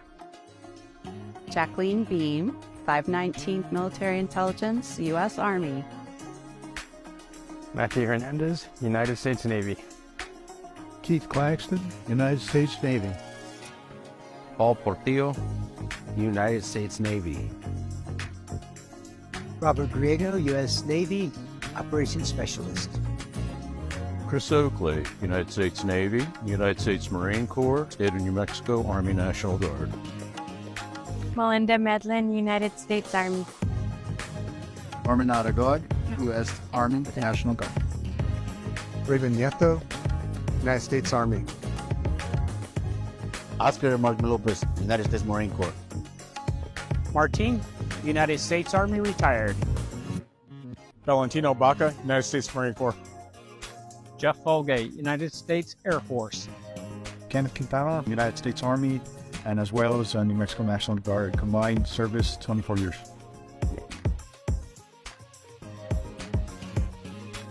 Santa Fe County is hiring. Every Tuesday, Public Works holds a rapid hire event at 102 Grant Avenue at 8:30 a.m. Also, the Correctional Facility holds a rapid hire event every Tuesday at 9 a.m. That is at 28 Camino Justicia. We have great jobs, great pay, and great benefits. Come work with us.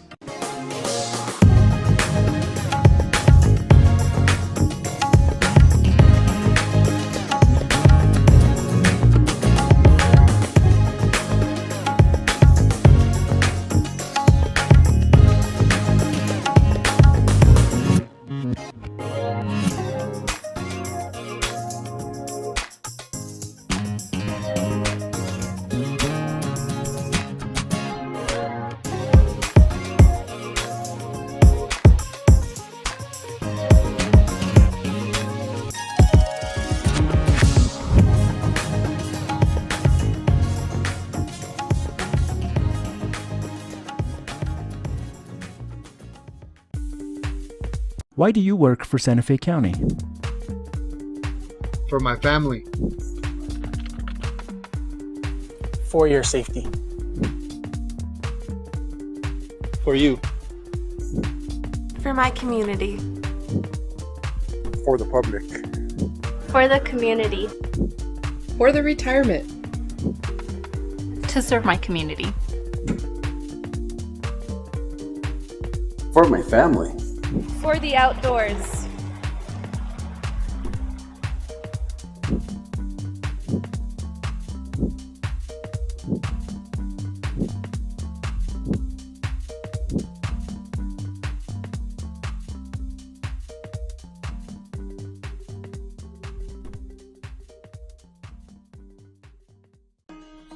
David Crispin with the United States Marine Corps.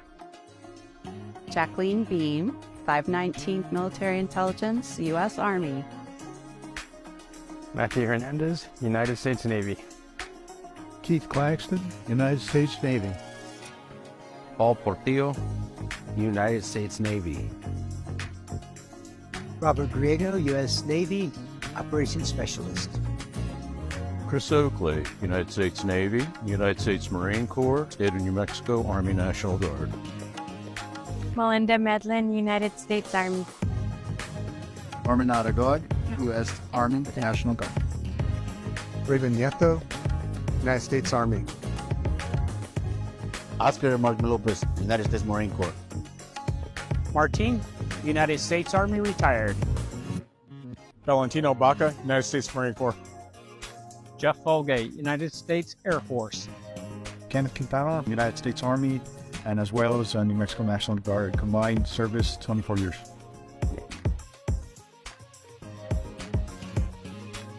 Santa Fe County is hiring. Every Tuesday, Public Works holds a rapid hire event at 102 Grant Avenue at 8:30 a.m. Also, the correctional facility holds a rapid hire event every Tuesday at 9 a.m. That is at 28 Camino Justicia. We have great jobs, great pay, and great benefits. Come work with us.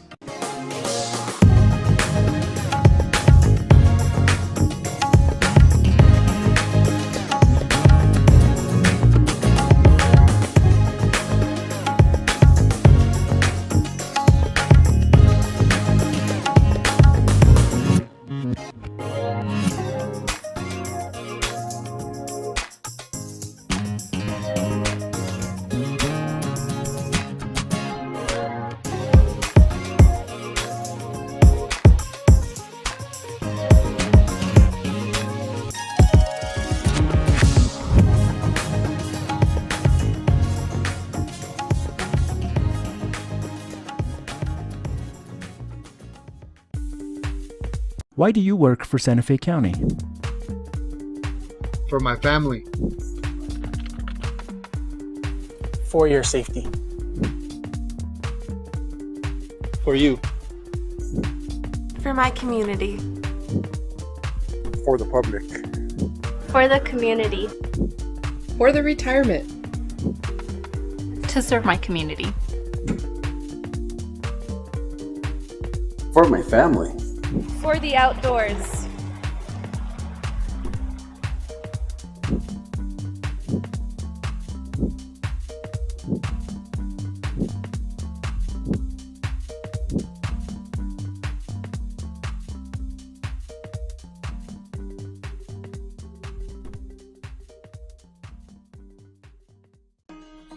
David Crispin with the United States Marine Corps. Jacqueline Beam, 519th Military Intelligence, U.S. Army. Matthew Hernandez, United States Navy. Keith Claxton, United States Navy. Paul Portillo, United States Navy. Robert Griego, U.S. Navy, Operations Specialist. Chris Oakley, United States Navy, United States Marine Corps, State of New Mexico Army National Guard. Melinda Medlin, United States Army. Norman Aragod, U.S. Army National Guard. Raven Nieto, United States Army. Oscar Martin Lopez, United States Marine Corps. Martin, United States Army, retired. Valentino Baca, United States Marine Corps. Jeff Folgate, United States Air Force. Kenneth Quintana, United States Army, and as well as New Mexico National Guard. Combined service 24 years.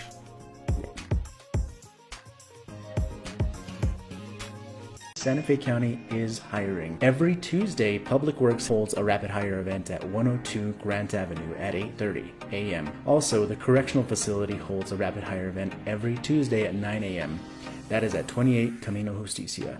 We have great jobs, great pay, and great benefits. Come work with us.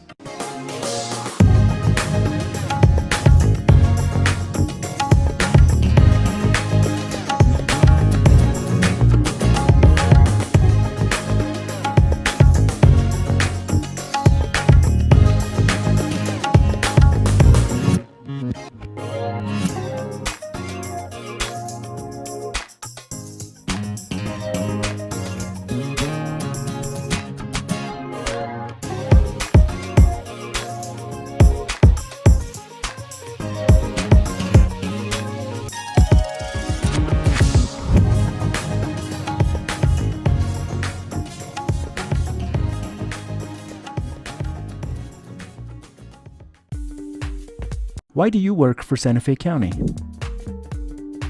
For my family. For your safety. For you. For my community. For the public.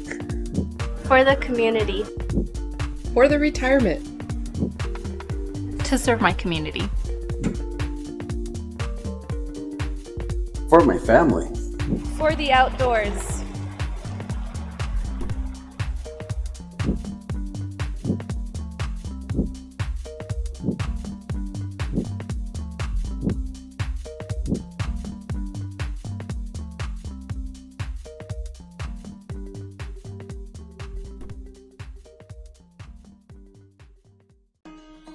David Crispin with the United States Marine Corps. Jacqueline Beam, 519th Military Intelligence, U.S. Army. Matthew Hernandez, United States Navy. Keith Claxton, United States Navy. Paul Portillo, United States Navy. Robert Griego, U.S. Navy, Operations Specialist. Chris Oakley, United States Navy, United States Marine Corps, State of New Mexico Army National Guard.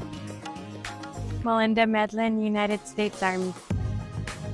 Norman Aragod, U.S. Army National Guard. Raven Nieto, United States Army. Oscar Martin Lopez, United States Marine Corps. Martin, United States Army retired. Valentino Baca, United States Marine Corps. Jeff Folgate, United States Air Force. Kenneth Quintana, United States Army, and as well as New Mexico National Guard. Combined service, 24 years.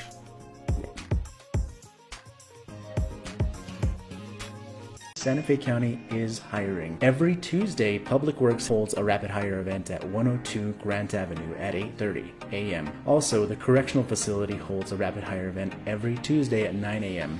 That is at 28 Camino Justicia. We have great jobs, great pay, and great benefits. Come work with us.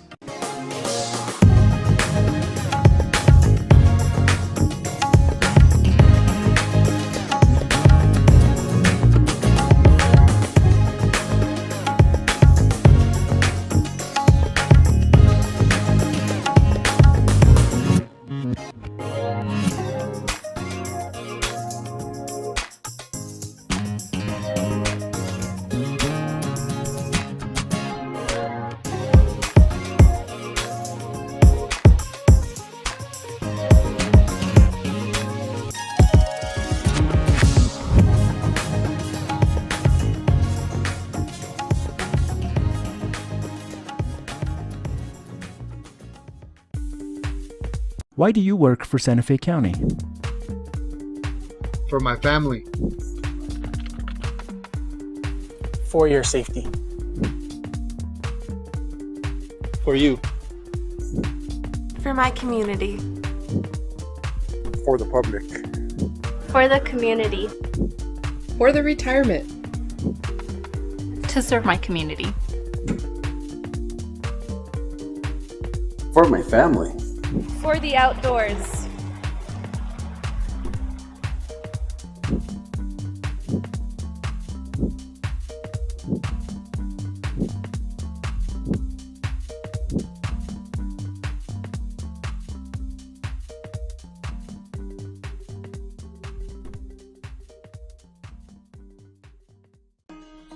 David Crispin with the United States Marine Corps. Jacqueline Beam, 519th Military Intelligence, U.S. Army. Matthew Hernandez, United States Navy. Keith Claxton, United States Navy. Paul Portillo, United States Navy. Robert Griego, U.S. Navy, Operations Specialist. Chris Oakley, United States Navy, United States Marine Corps, State of New Mexico Army National Guard. Melinda Medlin, United States Army. Norman Aragod, U.S. Army National Guard. Raven Nieto, United States Army. Oscar Martin Lopez, United States Marine Corps. Martin, United States Army retired. Valentino Baca, United States Marine Corps. Jeff Folgate, United States Air Force. Kenneth Quintana, United States Army, and as well as New Mexico National Guard. Combined service, 24 years.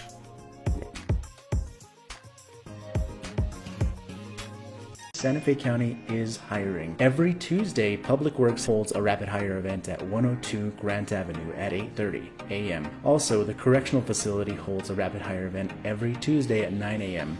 That is at 28 Camino Justicia. We have great jobs, great pay, and great benefits. Come work with us.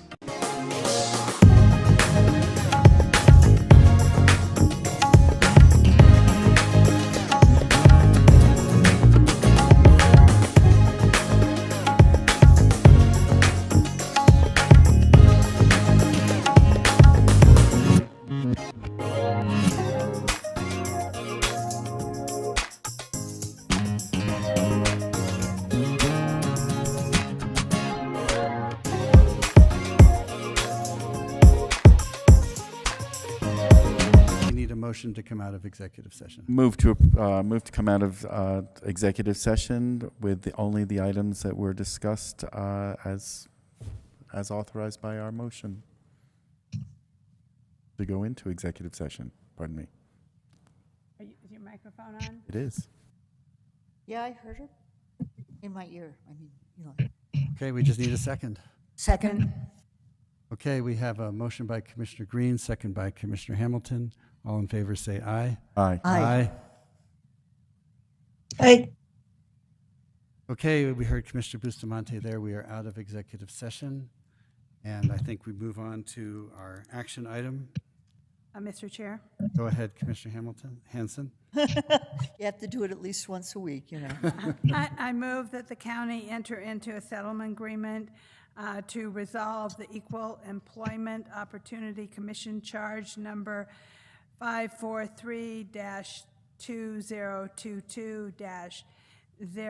543-2022-00251. Second. We have a motion by Commissioner Hanson, seconded by Commissioner Hamilton. Is there any discussion? If not, all in favor say aye. Aye. Any opposed? Okay, motion passes unanimously. Thank you, everybody. And that moves us on to concluding business. Any announcements? If not, a motion to adjourn would be appreciated. So I move to moved. adjourn. Okay, we have So moved. Second. motions. Multiple firsts and multiple seconds. All in favor say aye. Aye. Aye. We're adjourned. Thank you, everybody. We'll see you next Bye. Tuesday. Now can I sing hello from the other side? All right. Be our Have a, guest. Feel better, Commissioner Bustamante. have a great one. Thank you very much. Look forward to hearing from you, Commissioner Hamilton. Yes. Ciao.